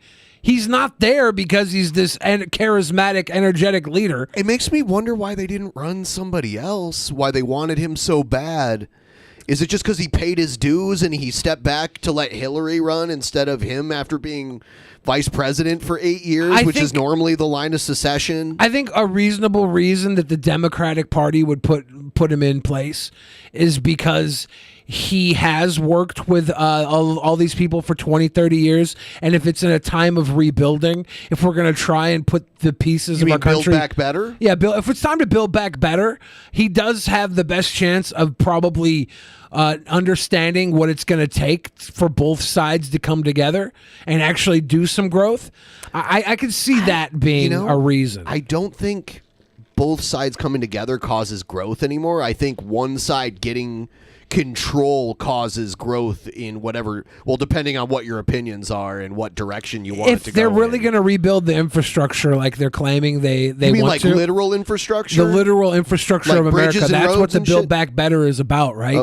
They want to try and push through money to rebuild the roads, to rebuild, to build up the internet highways, so we're not the one of the lowest leading countries, first world countries for internet distribution. Like they're going to try and rebuild that infrastructure. That's what Build Back Better is about.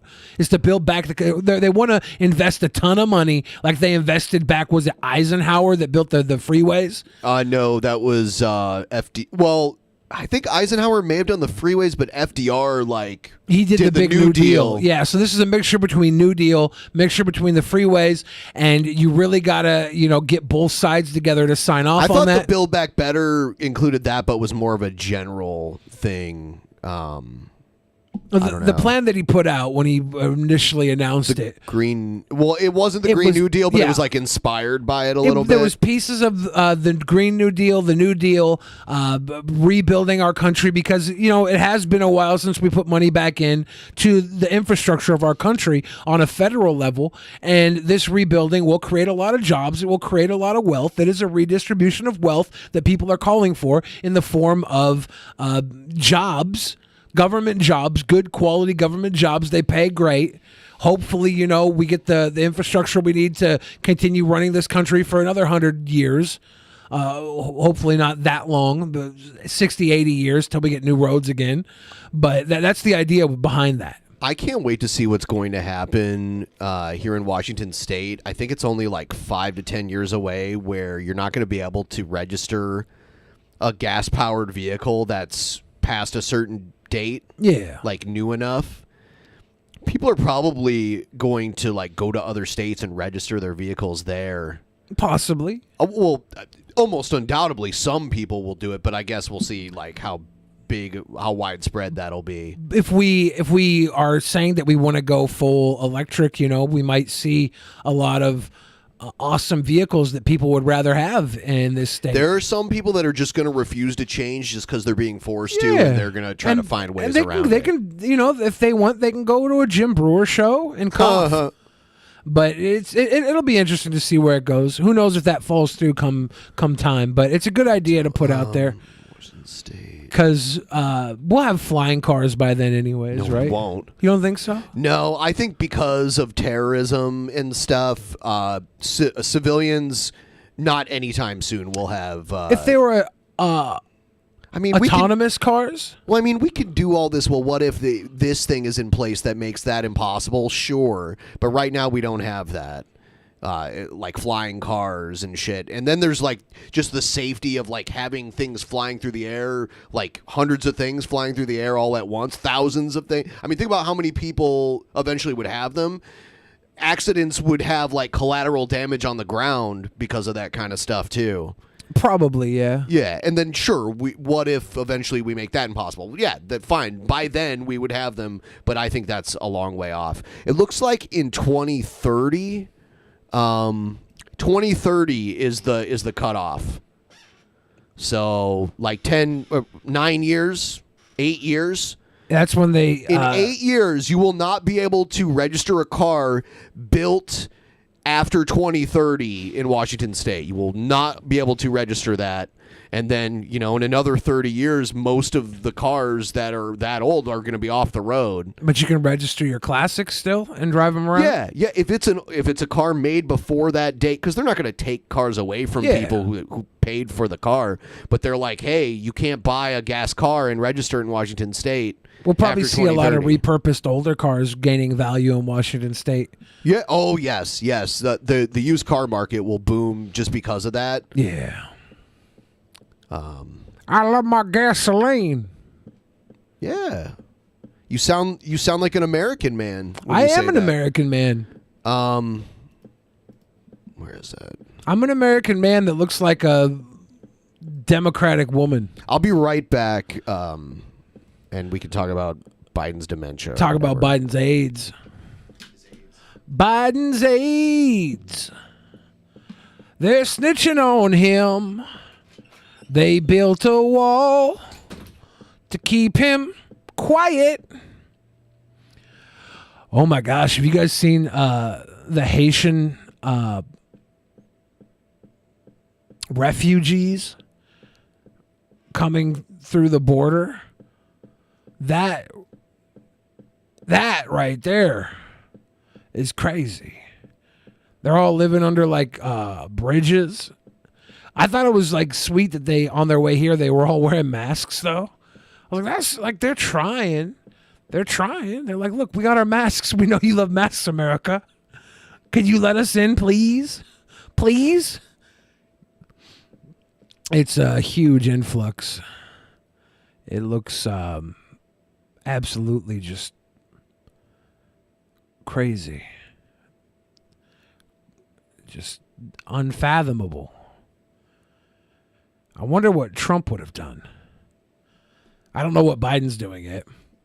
Steppenhug says Trump would have not stood for it. Only because they were wearing masks. Trump would have said, you take those masks off or you can't come in. And we'd have been like, okay. Need to build a wall around those overpasses? Why don't they just build a community around those overpasses? Give them all like beds and leftover food.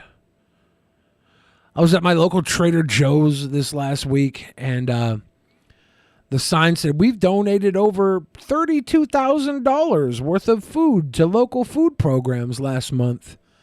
And that's really just the stuff that they could no longer sell because it was about to get pulled off the shelf.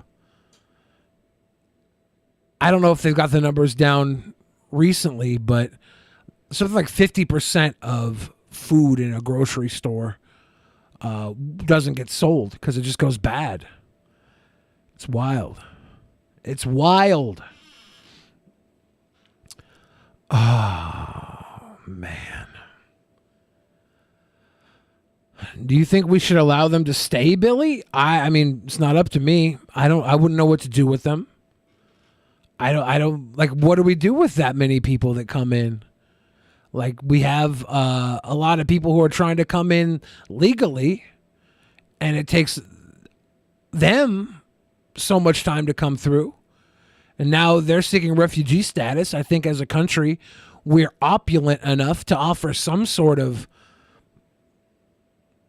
conditions for the time being. But what's the ultimate goal here? I'm not against the idea of borders and borders meaning something, but it's like at what cost and what's the long-term goal here? I don't like any side who just wants to rope everybody up into the system and have them sitting in limbo forever, right? Now, I'm obviously not in charge of that, but if I was, and I had like a dictatorship rule over people coming and going, I think I'd fix the problem pretty quick, but nobody really has that, right? Everybody's got to please everybody else. It's not easy. So, that being said, I could fix all life's problems if everybody gave me their trust is all. But I don't have that power, so what am I supposed to do? I just sit and talk about it. I just sit and I eat frickin' Chipotle, and I drink iced tea, and I talk about things with Ben. That's the only answer we have. That's our world. Everyone, please like the stream. Help us out here. The amount of likes seems to correlate with the amount of views we get in here. So if you can like us up, it'd be really helpful. Like it up. I'm upset about something that I found out about wrestling. What's that? I found out that Rick Steiner's son is in NXT. Yeah. He looks like Rick Steiner. He kind of looks like a mix between Rick and Scott Steiner. And I guess he sounds like Scott Steiner. A little bit, yeah. And they gave him a dumb name. Was it like Brick Breaker or something? Something really dumb. Why don't they call him his real name since he's Scott Steiner's son? Why isn't he a Steiner? It could be a myriad of different reasons. Which are all dumb. It might be his choice, too. He might not want to bring the family name Well, it might be his choice, but WWE has a history of doing this kind of shit. So I'm inclined to believe he also might not want them to own his name. I heard they own John Cena, right? That's not necessarily true. They don't own his real name. He can go be John Cena wherever he wants because that's his real name. But they do have like a licensing thing where they can continue to use his name, even though it's his real name.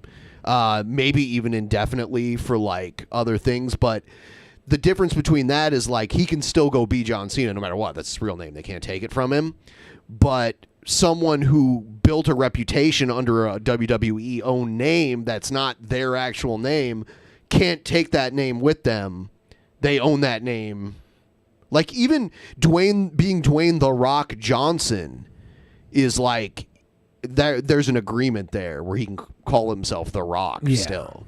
So I think that they should have named him Frank N. Steiner. His name is Braun Breaker. Yeah, Braun Breaker. That is such a dumb name, okay? I'm sorry for those of you who aren't wrestling fans and you don't even know what the fuck I'm talking about, but this guy is in the family of like some of the best wrestlers ever. And like some of the most athletic big guy wrestlers, and they gave him a stupid name. And they have a history of doing this shit.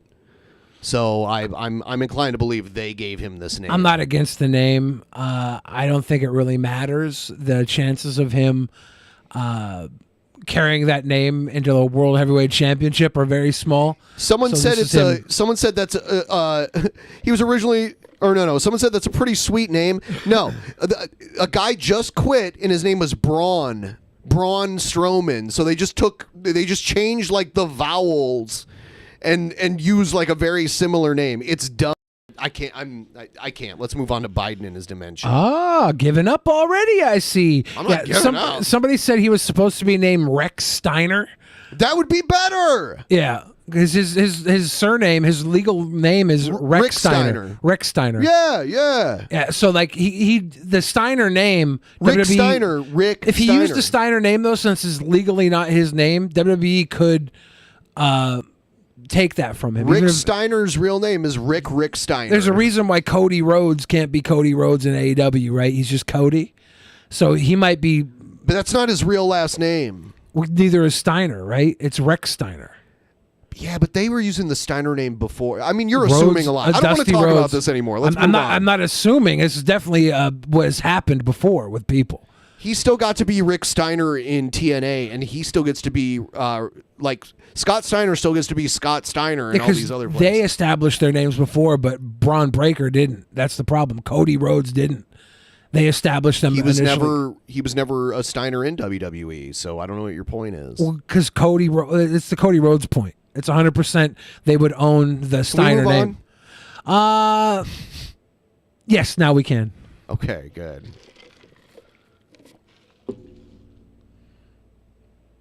So did we ever actually talk about the Biden stuff?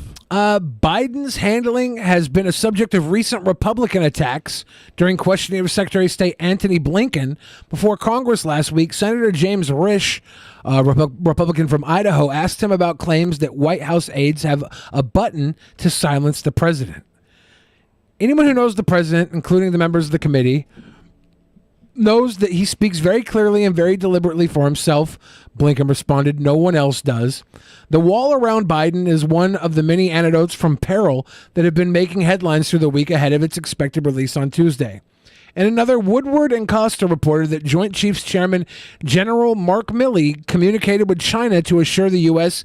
adversary that he would alert them to any coming attack in the final days of former President Trump's time in office. Milley has since said that the calls were routine and perfectly within the duties and responsibilities of his role, according to the Associated Press. So yeah, they built a wall around Biden to keep him from rambling, which I think is okay. You know, he's at that age in his life where he's a rambling buffoon. And our president. Have we ever had any other presidents that were rambling buffoons? I mean, there may have been some before there was video recordings of presidents. You don't think Donald Trump was a rambling buffoon? Yeah, but he seemed more cognitive. Like he seemed to have it a little because more he kept together. his wordings to fifth grade buzzwords. It's very bad. It's very bad. Very bad. Very bad. Yeah, so like I don't know, like this wall around Biden to keep him from. Honestly, it's probably to keep him from saying stuff that'll get him Me Too canceled. That's probably what they're most worried about. Biden would be like, I want to take her around back and show her what for. You're like, well, Biden, you can't do that in 2021. You're like, shucks. Bing bong. I'm trying so hard not to sneeze. All right. You see this? Amazon relaxes drug testing. I was thinking about this literally yesterday. They can't find anyone to work there, so now they're like, not only are they not going to drug test anymore, but they're actually like people who had like a lifetime ban from being hired there because they failed drug tests. Yeah, are now, they're like, yeah, you can come back now. You know why they're going to lobby to legalize marijuana? Because they're probably going to get into the business. Yeah. Yeah. Have it delivered from, Yeah. Oh my God, that's a dream come true for me. Dude. Amazon Fresh delivering weed. They're about to put out, well, actually, they probably would utilize all the businesses to supply and be middlemen. The Amazon Go weed store, the cashless Amazon weed store. It's about to be over. Frozen. It's about to be over. Amazon relaxes drug testing policies and will lobby to legalize marijuana. Amazon is further relaxing its screening policies for marijuana as it ramps up support for federal legislation to legalize the drug. In a blog post Tuesday, Amazon HR boss Beth Galletti wrote that the company has reinstated employment eligibility for former employees and applicants who were fired or deferred during random or pre-employment marijuana screenings. Pre-employment marijuana testing has disproportionately affected communities of color by stalling job placement and by extension economic growth, and we believe this inequitable treatment is unacceptable, Galletti said. Amazon first announced in June that it would no longer screen some of its workers for marijuana. The only job candidates Amazon will screen for drugs are those applying for positions regulated by the Department of Transportation, such as truck drivers and heavy equipment operators. Amazon also said it would still do impairment checks on the job and will test for drugs and alcohol after any incident. I wonder how that drug and alcohol testing will come through.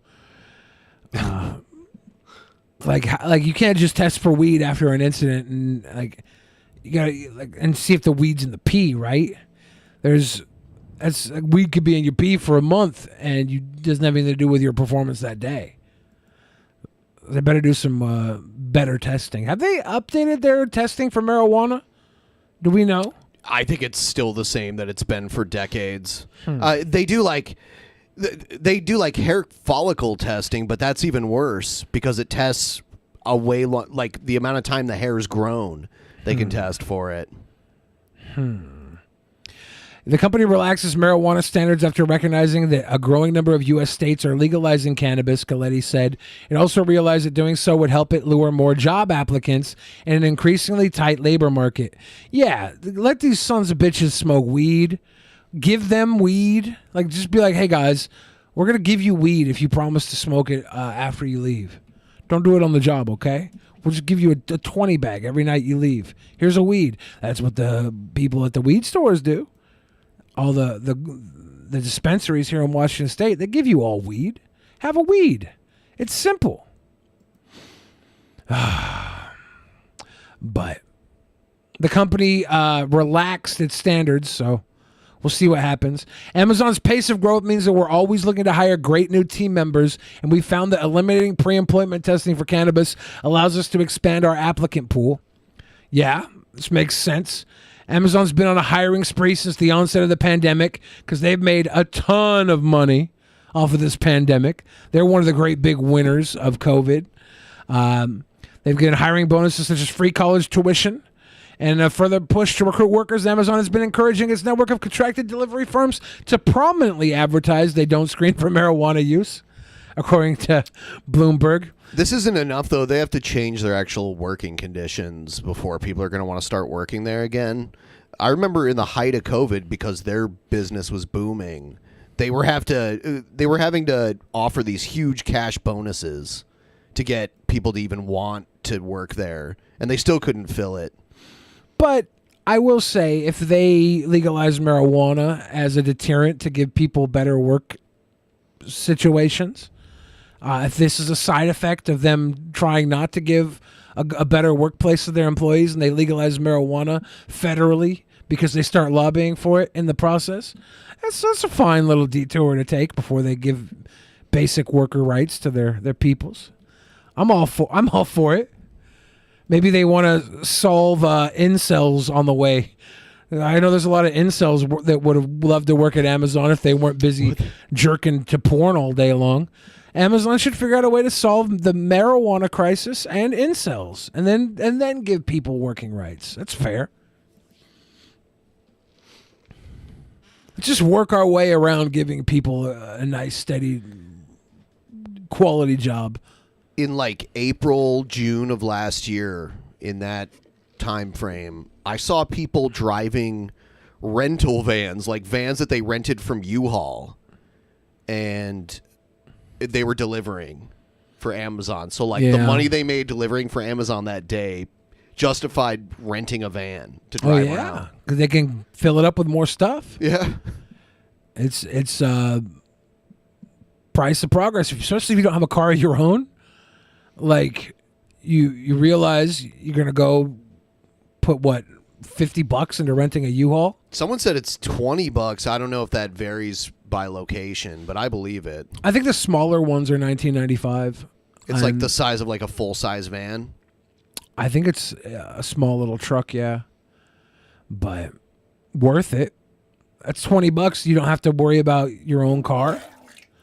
Ayo! New sponsor. Thank you, Royal. Is that is sponsor a member? Like, yeah. It's so confusing because YouTube changed it. I think it's a member. Yeah. I don't know anything. And then member just sounds like a dick reference. It's crazy world in which we live in. Yeah, it says Amazon's on a hiring spree and shit, so.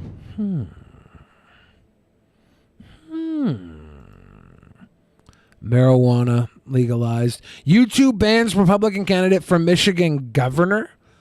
Soldano was banned for repeatedly violating... Oh, shit. I'm sorry. I closed that by mistake.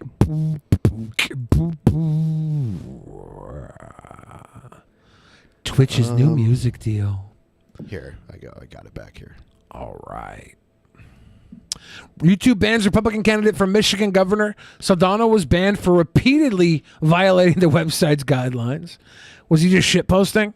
Lansing, Michigan, Garrett Soldano, a Republican candidate for governor of Michigan, announced today that YouTube has banned him for life. YouTube banned the candidate for life because he repeatedly violated the website's guidelines as they prohibit posts that contradict health authorities. I applaud YouTube for taking a stand against patently and demonstrably false information about COVID-19, including Mr. Soldano's reckless disinformation videos, said Dr. Farhan Badi, a family physician in Lansing and Michigan State lead for the Committee to Protect Healthcare Physicians. In a statement, physicians like me on the front lines continue to persuade adults and eligible children to take the safe, effective vaccine and wear masks. On top of caring for sick patients, we need all the help we can get to combat COVID-19 falsehoods. While doctors and nurses are facing threats from misinformed patients, Soldano has been stoking the fire against us and endangering the lives of his supporters for political gain.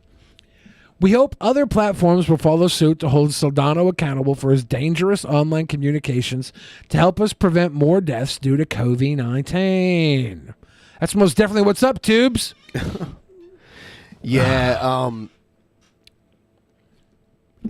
when we were complaining about YouTube like shadow banning us, I had someone in the comments that was like, "Oh, Ben, I thought you were okay with YouTube banning anyone because they were a private company," and they were not paying attention to what I was saying, because most of the bans I don't agree with, but they have the right to do so.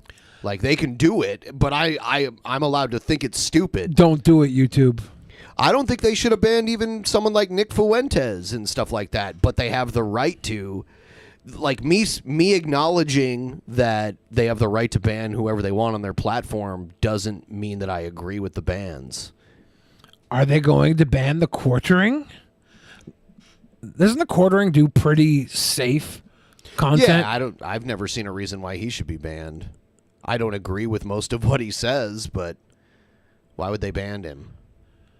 I do think that man wants the Marvel Universe to fail. Like, he actively wants it to fail. I think most of his content is about, oh, Marvel's done it again.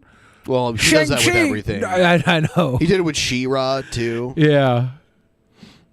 Was She-Ra the one that Kevin Smith did? No, that was He-Man. Okay, yeah. But She-Ra was like, they totally changed the animation style, and it just wasn't. It was good enough, but then it took like a weird turn that I was like, why did it do this? I don't know, spoilers and all, but I didn't personally. I gave the She-Ra animation, like the new animated series, a fair shot. And I watched it all from beginning to end, and I truly, like, it was good enough at first, and then it was like, why is it like this? Why does it have to be like this? I don't know. Yeah, I didn't bother watching it, and I don't know. I got enough stuff going on in my life that it's hard for me to pick up things that I'm interested in, even if like I normally would like it. I just can't. I gotta be tricked into watching something new now.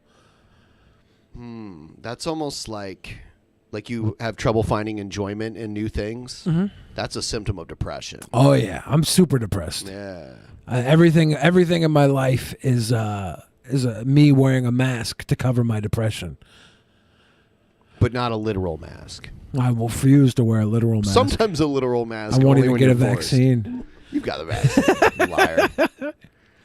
I went to. No, okay. I'm gonna say I'm sorry for interrupting, but someone said She-Ra was fine. No, like it was fine, like fine, but then like, why does almost every character at the end of it end up being gay?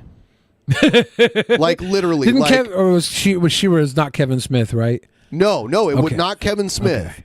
She-Ra was different. Like, I think it's like, I don't have a problem with even the main character ending up gay at the end, but why does literally every character end up being gay at the end of She-Ra? Like, I'm like, what? That's you. Do you realize what percentage of the population is gay in the world? Like, statistically, this is so unlikely that everyone and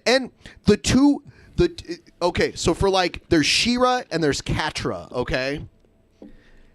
And they, at the beginning, they're like friends, but then She-Ra like realizes she's someone else, like not meant to be on Catra's side, and goes against Catra. And they like, the whole series is them like fighting each other, but then in the end they realize they're in love.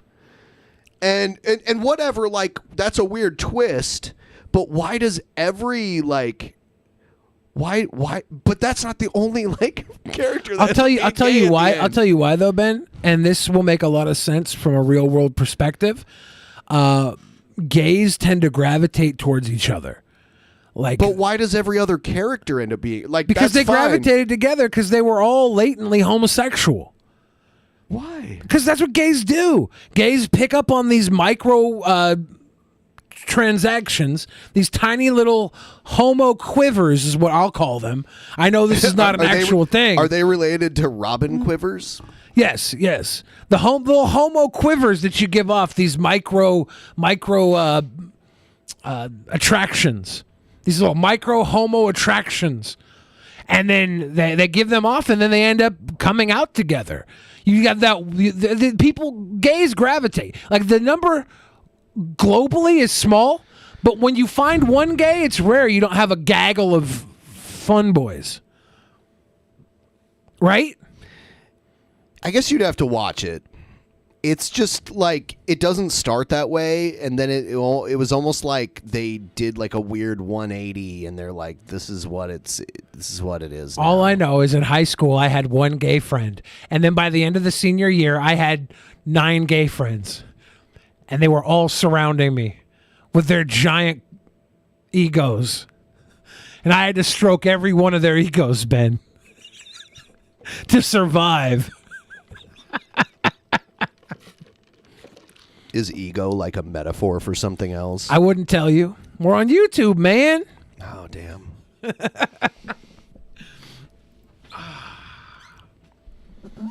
Yeah, so we don't even have to read this. Fuck this. Well, we already read it. Guy got banned because he was a putz doing COVID-19 naughtiness. We read the whole thing. Twitch's new music deal might be the end of DMCA strikes for streamers. Oh, really? Yeah, I got an email about this, like a Just Twitch. had to drive 40 minutes to pick up a $5,000 piece of equipment I left at a job site. Thank God it was still there. Oh. Have a money to celebrate my dumbass. I'm glad you got it, Eric. Thank you. I left my debit card in a what are those meters, parking meter things on the side of the road? Oh, the thing you like swipe? Yeah, I left my debit card in it and then went home and realized I didn't have my debit card. Wow. And I went back and it was there. My bank has a thing where you can like lock it, like not totally cancel it, but make it so it doesn't work until you find it, which That's is cool. Yeah, it's a pretty cool feature. Because I've done that thing, you know how like when you keep a tab open, which is the worst thing ever. You keep a tab open at a bar that you're drinking at, and then you get drunk and leave and forget that you left it there. Like I've had that a couple times. Eric was ready to just call his boss and tell him he quit. I'm glad you got that tool back. Damn. But yeah, I got the email today about Twitch's new partnership with NMPA. Is it NMPA? NMPA, National Music Publishers Association, NMPA. NMPA? NMPA. Are close to signing a music licensing agreement that would put an end to the ongoing DMCA saga on the platform. In 2020, just about everyone saw entertainment online, in which we saw the immense growth of Twitch. With a lot more eyes on the platform, record labels began to catch up with the online entertainment, with some beginning to realize that streamers were broadcasting licensed music in the background of their content.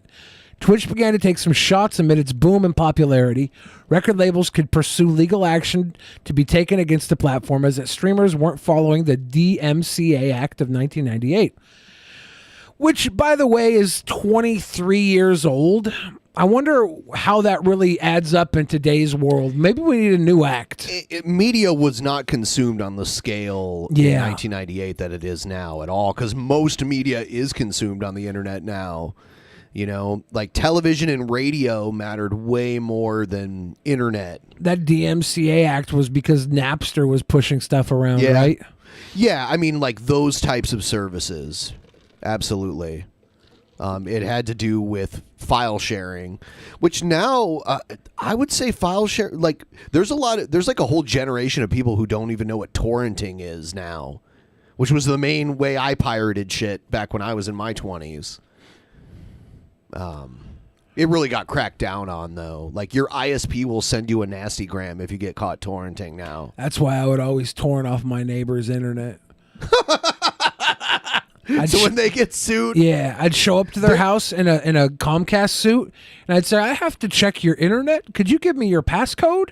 And then they'd give it to me and be like, "Aren't you our neighbor?" I'd be like, "No, that's my twin brother, Billy."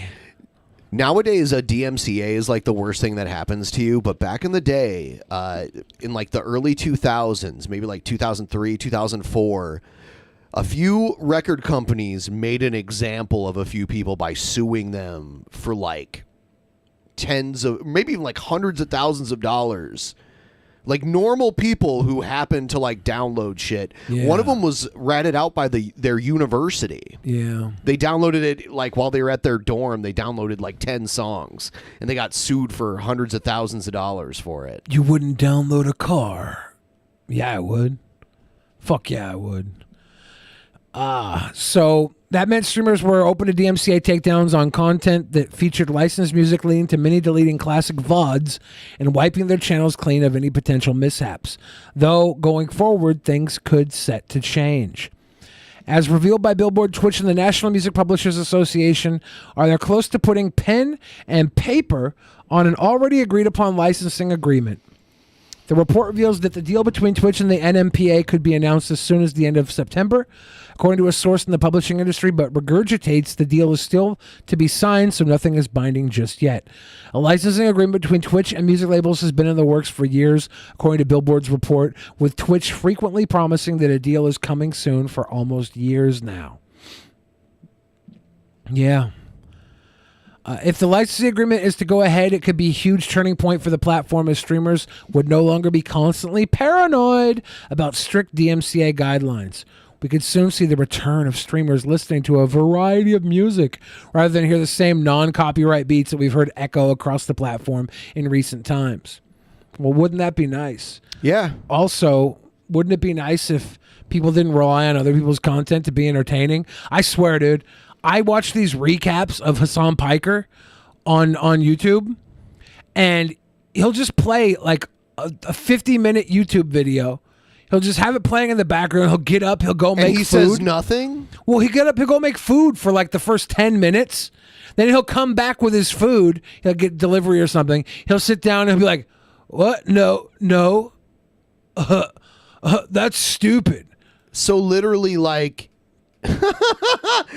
He's so low effort, but just because he's Hassan Piker, like people watch him. He's killing it.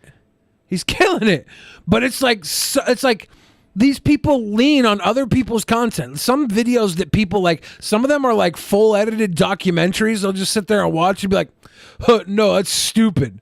What? Okay, yeah, no, totally. And it's like, oh my God, this is low intel. But it's like an hour and a half clip, and you watch one of them, and then YouTube recommends it to you for like the next 7 years. So I just get recommended Hassan Piker again, and I'm like, oh man. So yeah, and I whose watch cock it is because he I'm stroking? sick. Because I'm sick. He pushes that good sweet boy agenda. He pushes that good sweet boy poop in, is what he does. Look, I'm very... Hassan Piker is pulling a Casey-tron. Casey-tron seems to have a little more action. At least the clips I've seen. Didn't they collab a little bit? I could have swore I saw Casey-tron in some pictures with Hassan Probably. at one point.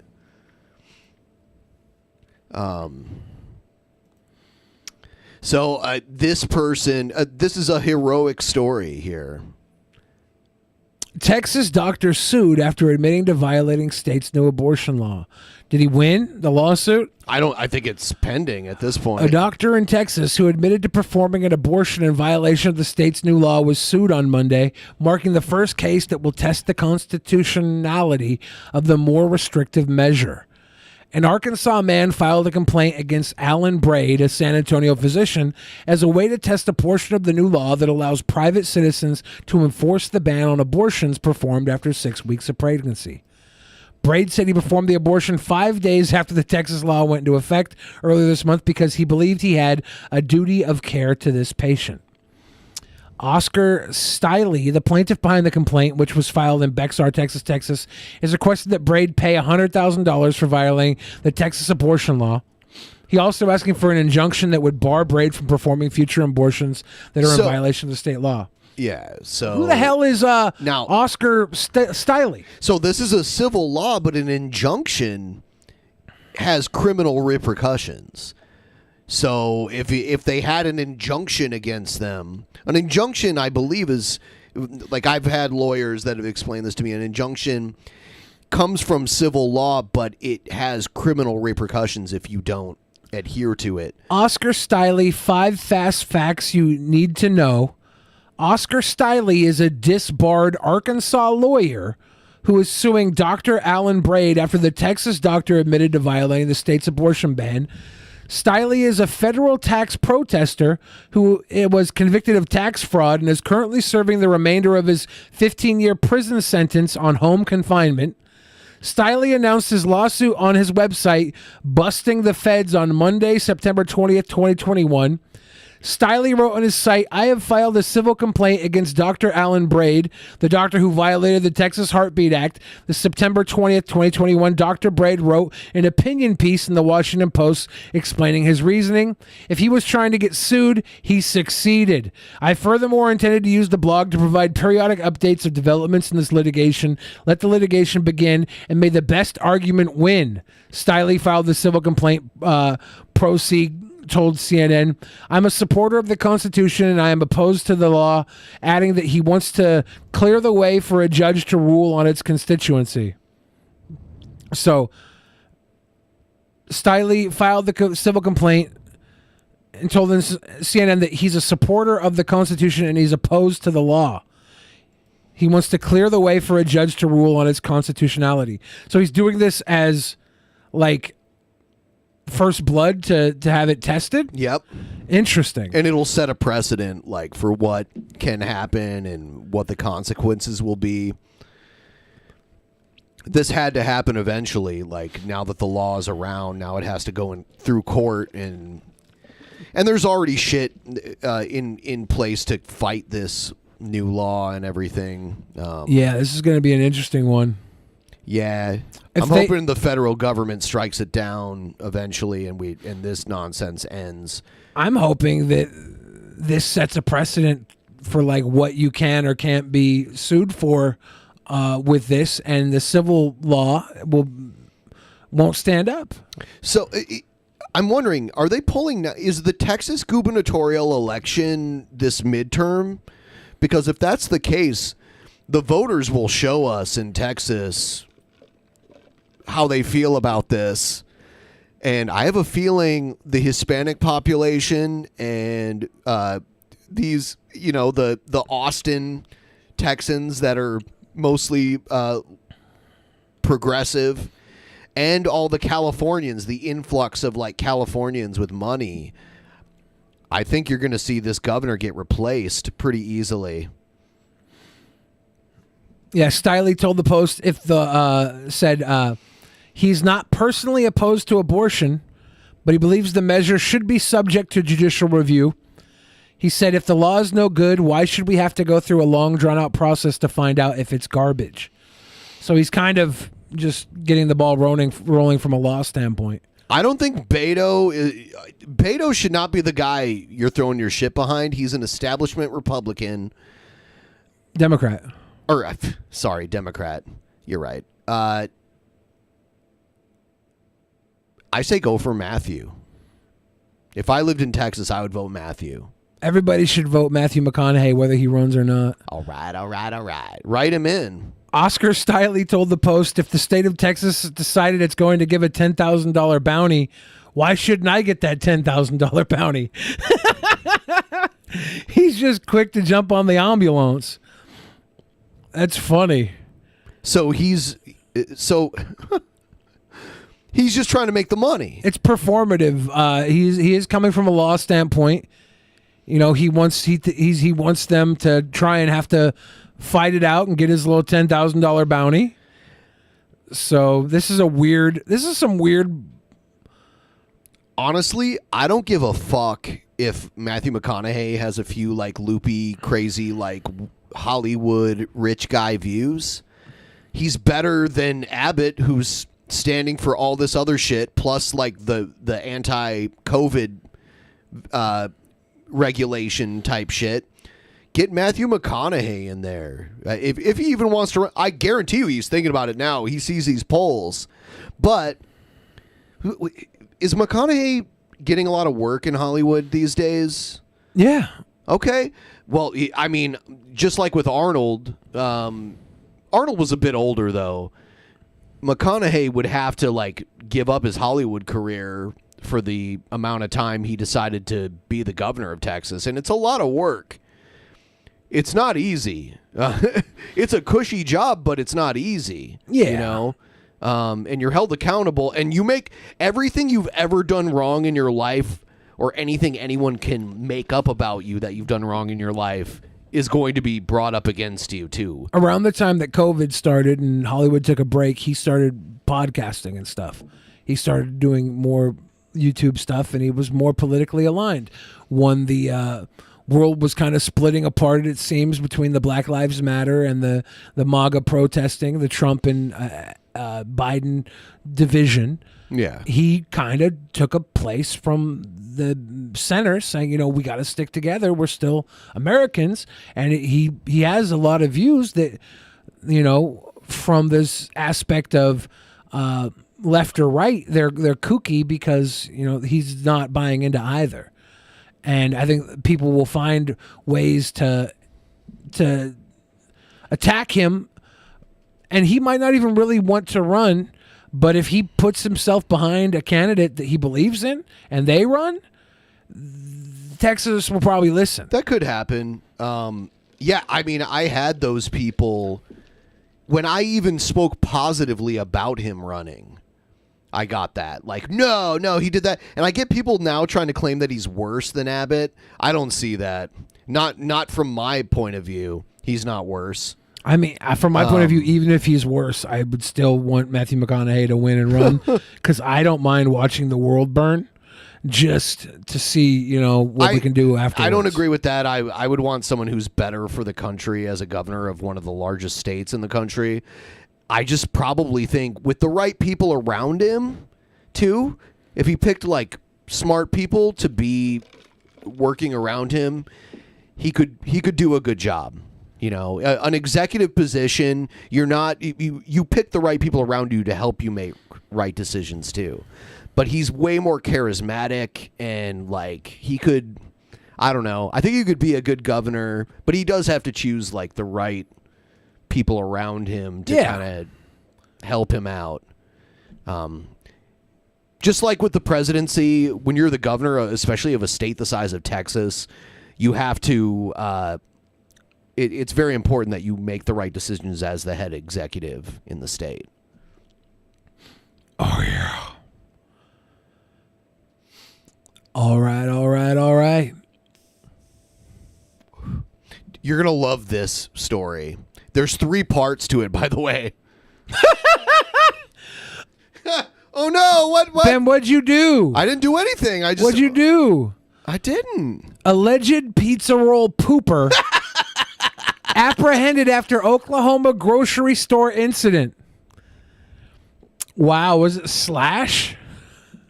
It might have been, actually. Shirley Wright Johnson had a crappy shopping experience on Wednesday. Literally. Wright Johnson said she was picking up some items in a grocery store in Moore, Oklahoma, with her 2 daughters when she reached for a bag of frozen pizza rolls.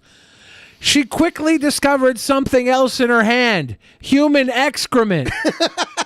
No! Inappropriate. I picked up a bag of pizza rolls and there's literally shit, she said in a video obtained by Oklahoma City NBC affiliate K4 TV. Human shit! Excuse my language. Someone defecated inside a supermarket freezer onto a bag of Totino's pizza rolls, then covered the mess with another package of the treats, police told the TV station. I grabbed the bag. I felt something smushy on the bag, so I turned it over, and there it was, Wright Johnson said. I was upset. I was disgusted. I feel like I was violated.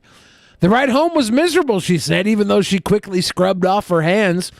All the way home, my kids were still like, Mom, I can smell it. I can smell it. I'm like, I smell it too, baby. She told Oklahoma City CBS affiliate KWTV-TV, it's just disgusting. The only word I can use is disgusting. Okay, so how the hell? Horrible. How the hell does it get from the freezer through checkout into your trunk into your car without you smelling it? I mean, how does it travel? Did she say it didn't smell it? I thought she knew the whole time, and the shit smell couldn't get off her hands. And the smell. Oh, okay. The smell wafted and traveled all the way home. I would have been like, I need to wash my hands. Maybe she didn't, or didn't get a good enough scrub. Maybe this was a hulking frozen turd. The oils, the shit oils. A hulking frozen turd, the shit oils seeped into her natural body lotion. So here's part 2. Disturbing discovery in an Oklahoma grocery store freezer left one woman disgusted and nearly in tears. Here's the suspect right there. Who the fuck is that? I love how he's on his cell phone when he's about to poop in a fucking freezer. He's just casually walking. Hey, yo. I would shit my pants before I'd shit in a freezer in a grocery store. Hey, yo, hold up real quick. I got to take a shit on some pizza rolls. Why, all right? why would he talk like that? Because he's a pizza roll shitter. That's how they talk. What about this picture makes you think this guy would talk like that? Because that's how pizza roll shitters talk. Wow. I Canceled. mean, tell me I'm wrong. Hey, yo, hold up. Unsubscribe. I gotta go shit on these disliked. pizza rolls. Fuck him. No, I'm not gonna take that. That's a Joe. I just did a voice for the fucking woman. I get to do a voice for the guy. Hold on. Can you do it again? Hey, yo, hold up. I gotta take a shit on these pizza rolls. Hold up. That's a cool guy voice. Oh, okay. That's my cool guy voice. Okay. The person of interest in the disturbing incident at the grocery store and more has been apprehended, according to more police. Clarification: the original story reported the man as being from Oklahoma City, and that is unknown. A man allegedly defecated in a grocery store freezer Sunday night, and a woman who was shopping accidentally put her hand in it. Do you want to see while reaching for grocery? Do I want to see? Yes.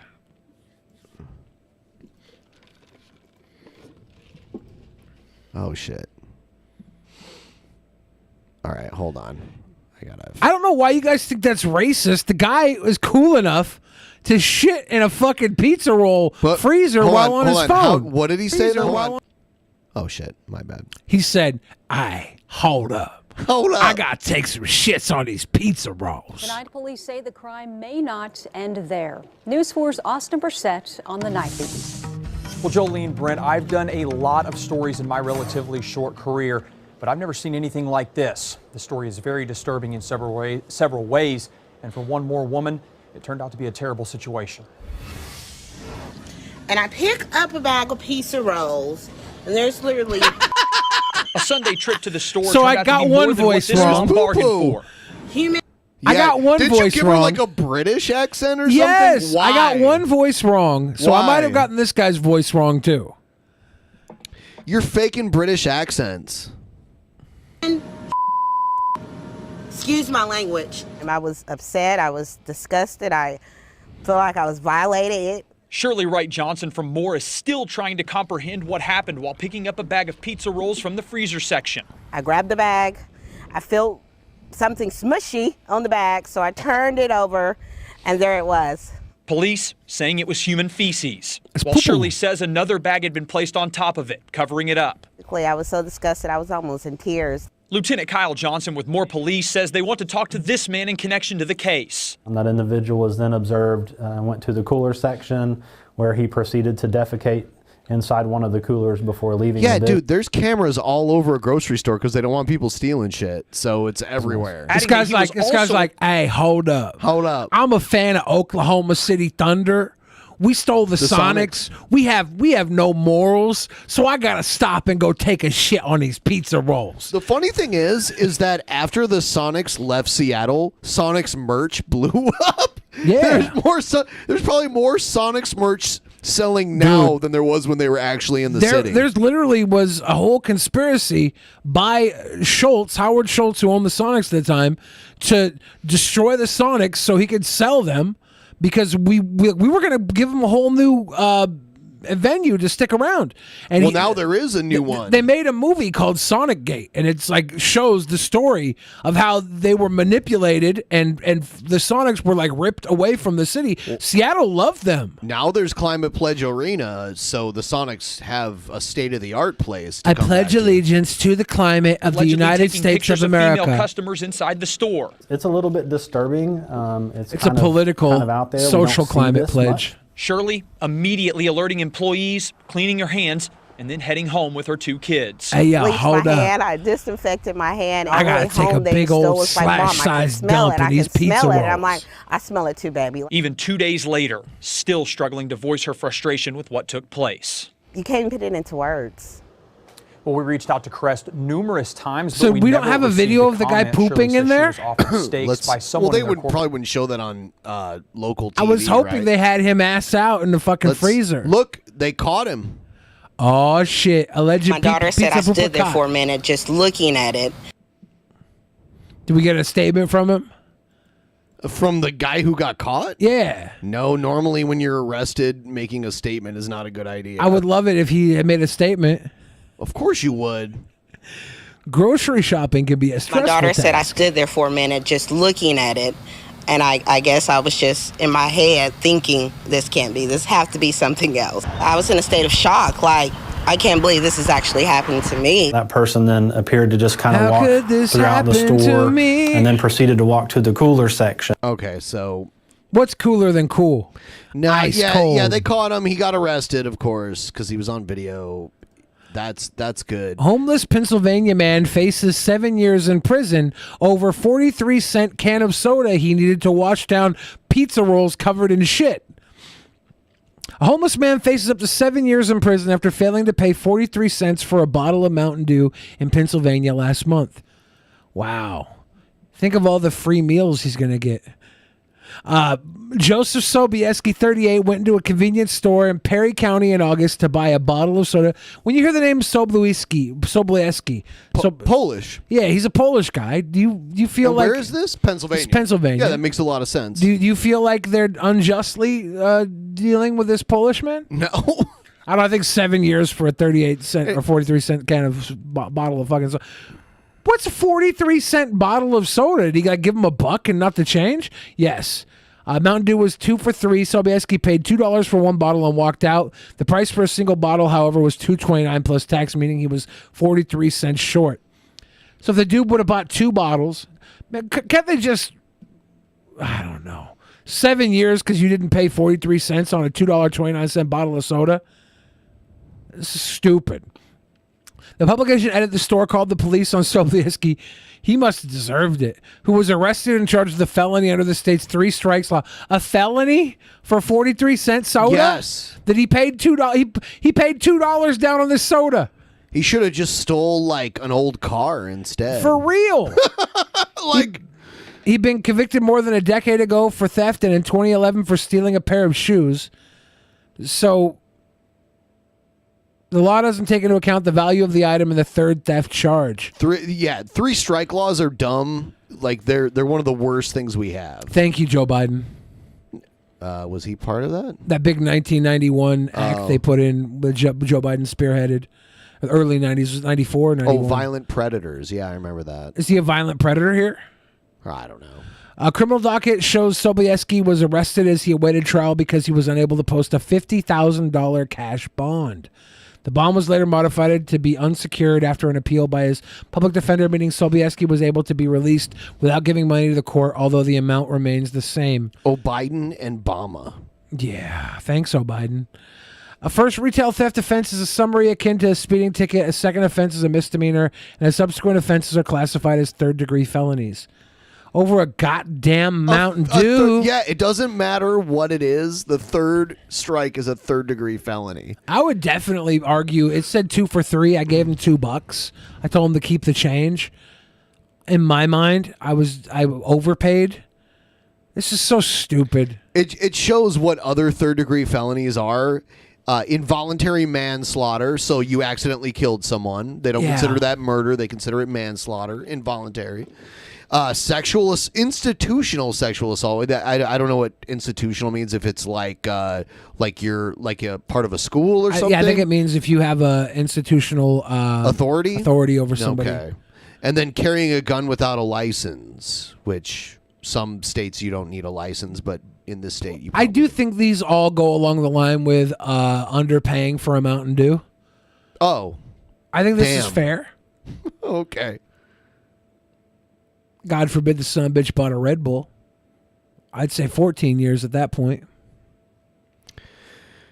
Zoe the Zany in Pleb Chat said, with a Polish name, he's Slavic, so white. I mean, he probably is, but there's plenty of black people in America with white names because that was the name of their owners. Not normally Polish names. Oh yeah, are you suggesting Polish people ever could have? No, I'm not actually. I know. No, normally they have not Slavic but Scandinavian names. Like Jefferson or Washington or and there's no coincidence. My last name's Barry, and I can't think of a lot of That's white not berries. a Danish name. That's Danish is my mother's side. Okay. Yeah. So like does that name end with son at the end?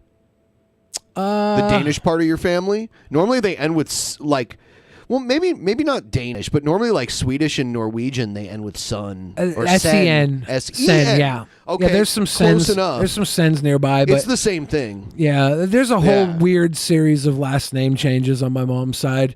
I think we were probably running from the law. There was probably a lot of murder and running from the law involved on my mom's side. People do change names.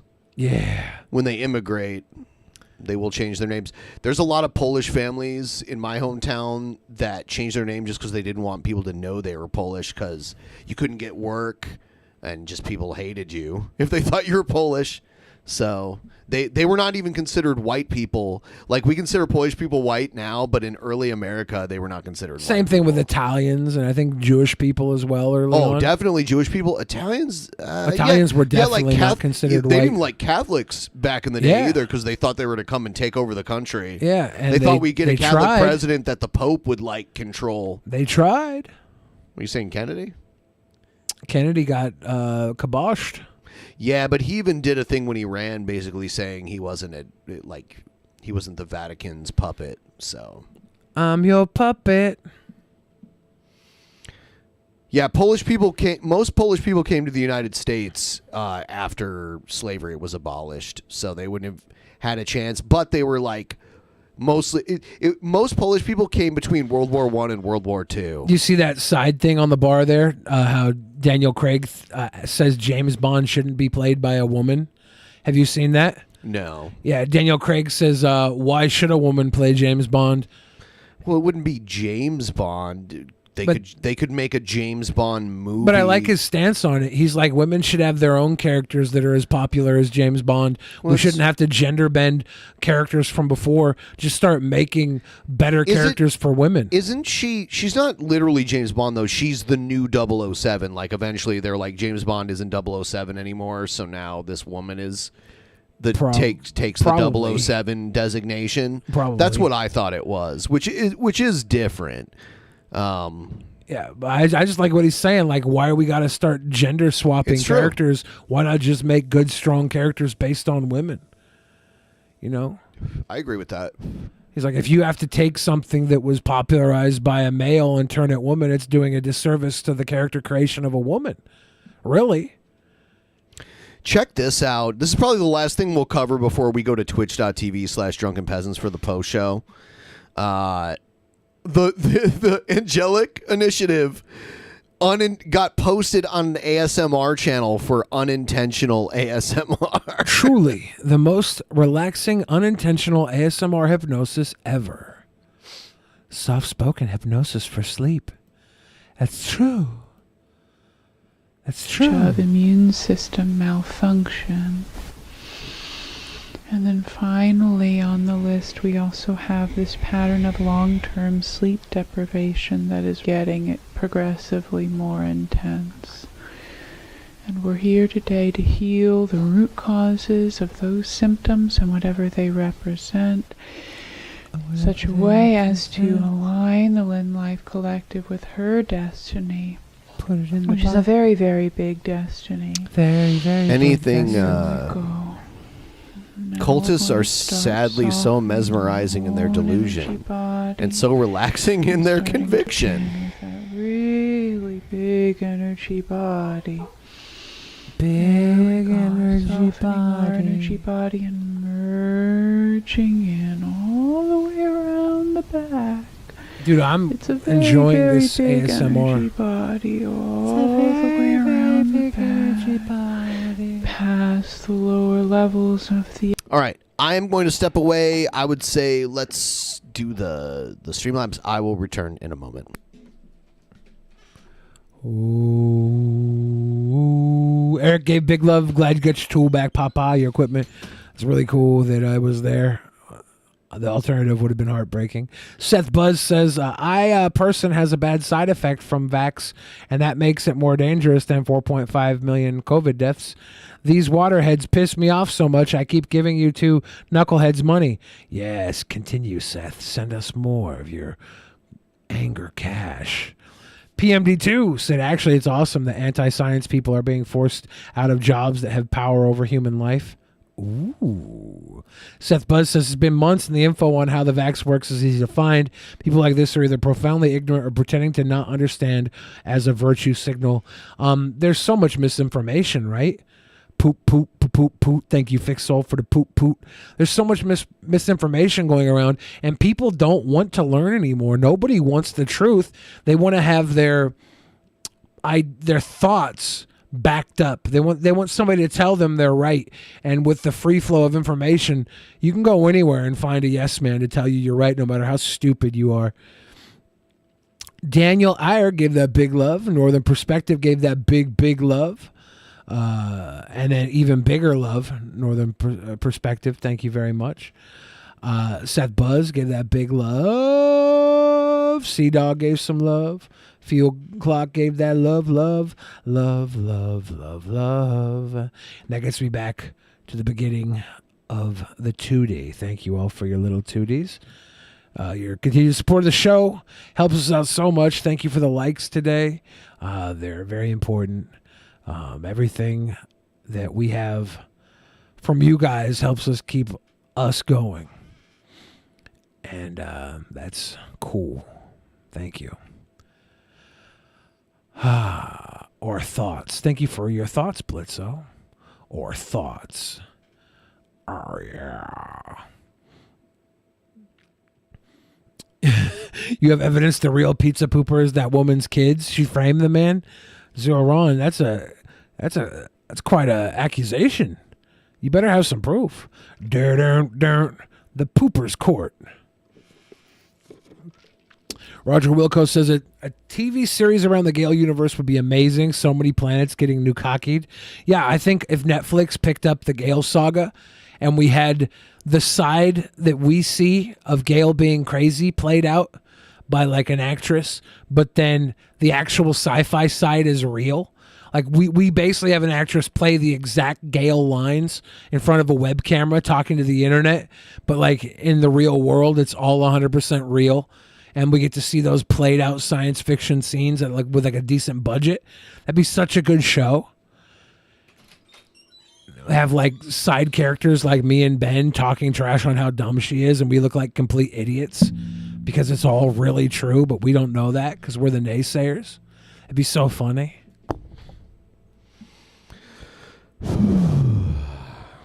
Cheers to a fistful of datas. It's been a great day, worn out. All right. We're going to watch one really quick video before we switch to the other platform.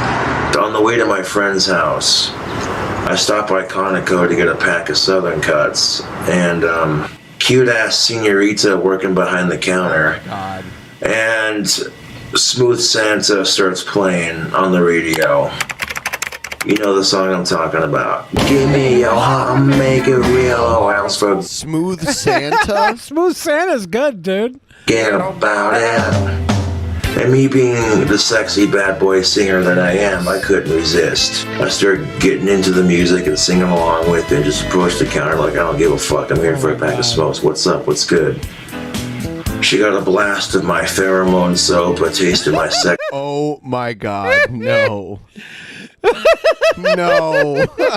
She got a blast of something. Mm-hmm. Someone who doesn't shower. Sexy singing voice and my don't give a shit attitude. That's all it took. As soon as I walked out the door, she was like, damn, that goth dude is sexy. I'd totally date him. Out the door. Fucking packed my smokes, fucking hopped on my chopper bike and took off. Watch out. He really is a god. He really is a god. King Cobra is a young god. He ride bike when weather permits. It's very formidable at this point, right? It sucks that she waited till he walked out of the door to say that course. he's sexy and she'd date him. Because, like, if he would have heard that, he could have, I don't know, ended the streak. I'm glad that he knew she said that, though, even though he couldn't hear it, to go back in and act upon. It's so funny.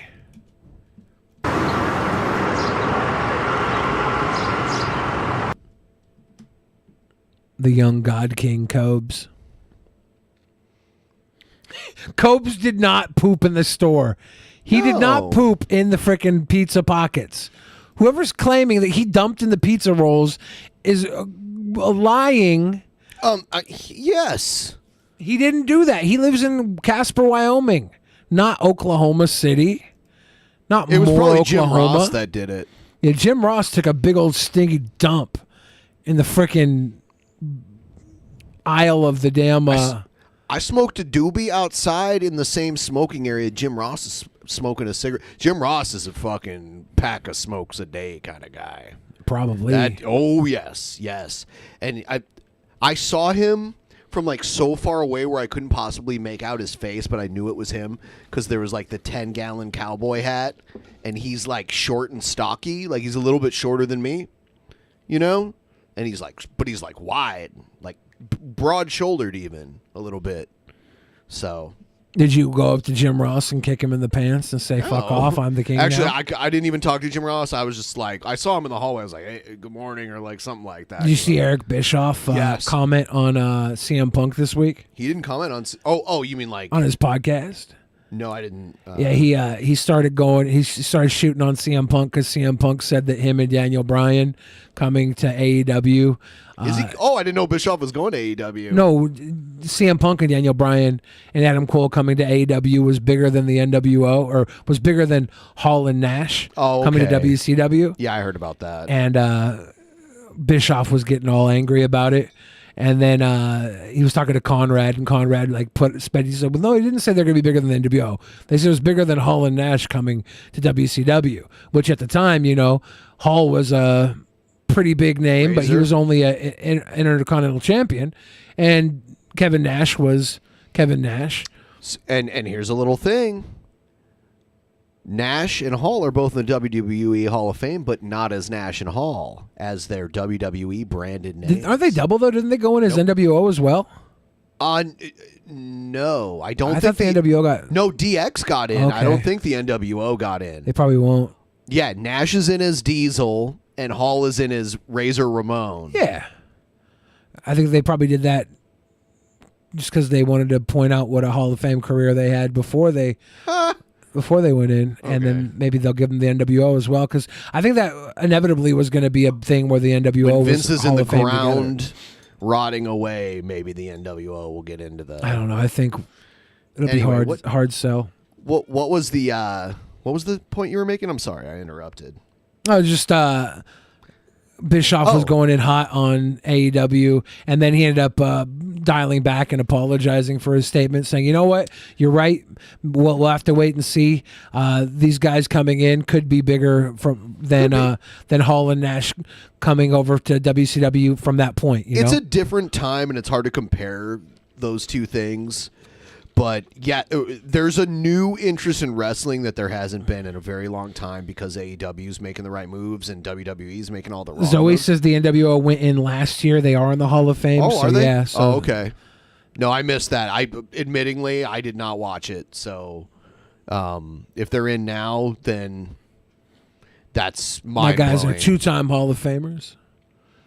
But yeah, Daniel are Bryan, they in his? So I guess they have to be if it's NWO, because they're in. Hall, Nash, and Hogan, I think. Eric Bischoff is hilarious in real life. He's insanely funny. Like when he's not pulling any punches. I saw him like drunk in a hallway, like making fun of everybody in the hallway. Like it was pretty great. Yeah, I was like always interested in Bischoff because of like his accomplishments, you know, and not being an inside the industry guy. Like he was like he kind of like got his foot in the door working for Vern Gagne back in the day. Yeah. And he was like a male model and shit. Like they would call him like the Ken doll and shit. Yeah, he was a guy that worked from an executive level and a wrestling level. He knew the boys to an extent, but he also knew the business outside of wrestling, and that helped him. Yeah. I should start going to some of those wrestling meetups because I swing a big dick, and I'd walk around and I'd attract a lot of attention, and then I'd have to start power bombing people. I just have to start giving power bombs like they were Halloween candy. That's what I would have to do. Me and Scott both agreed that Arn Anderson, even though he's like in his 60s, probably looked like he could still kick some ass. Yeah, can't even use his hands, right? Like, I mean, he still kick your ass. I think he could. Just because he can't, like, he just give pick you a things spine up. buster with his hard cock. I mean, You'd be like, Arn, what are you doing? He slid his hard cock in between your legs before you know it, you're 6 feet in the air, landed on your back. And it's not even a sexual thing. It's just the only appendage he has left that works.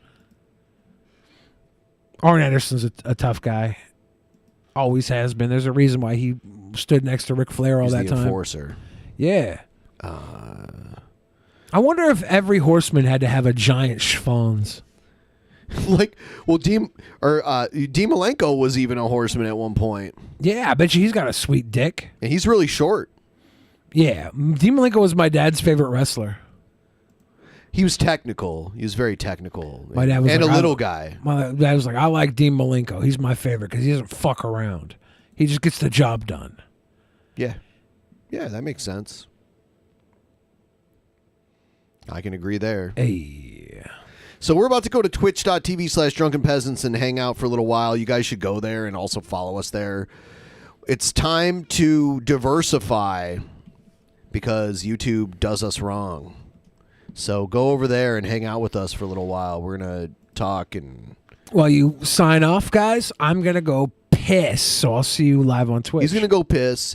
I have to wait for my system to catch up here, so I'm just going to let it slowly catch up. See, my goal even disappeared for a second there. That's ridiculous. It's always the end of the stream, too, where this shit happens. All right, so... Please go to twitch.tv/drunkenpeasants. Hang out with us. We're going to talk about other stuff that's fun and entertaining and interesting. Billy's pooping or whatever he's doing. Everyone like the stream. We will see everyone else coming up on Thursday. Good night, everybody.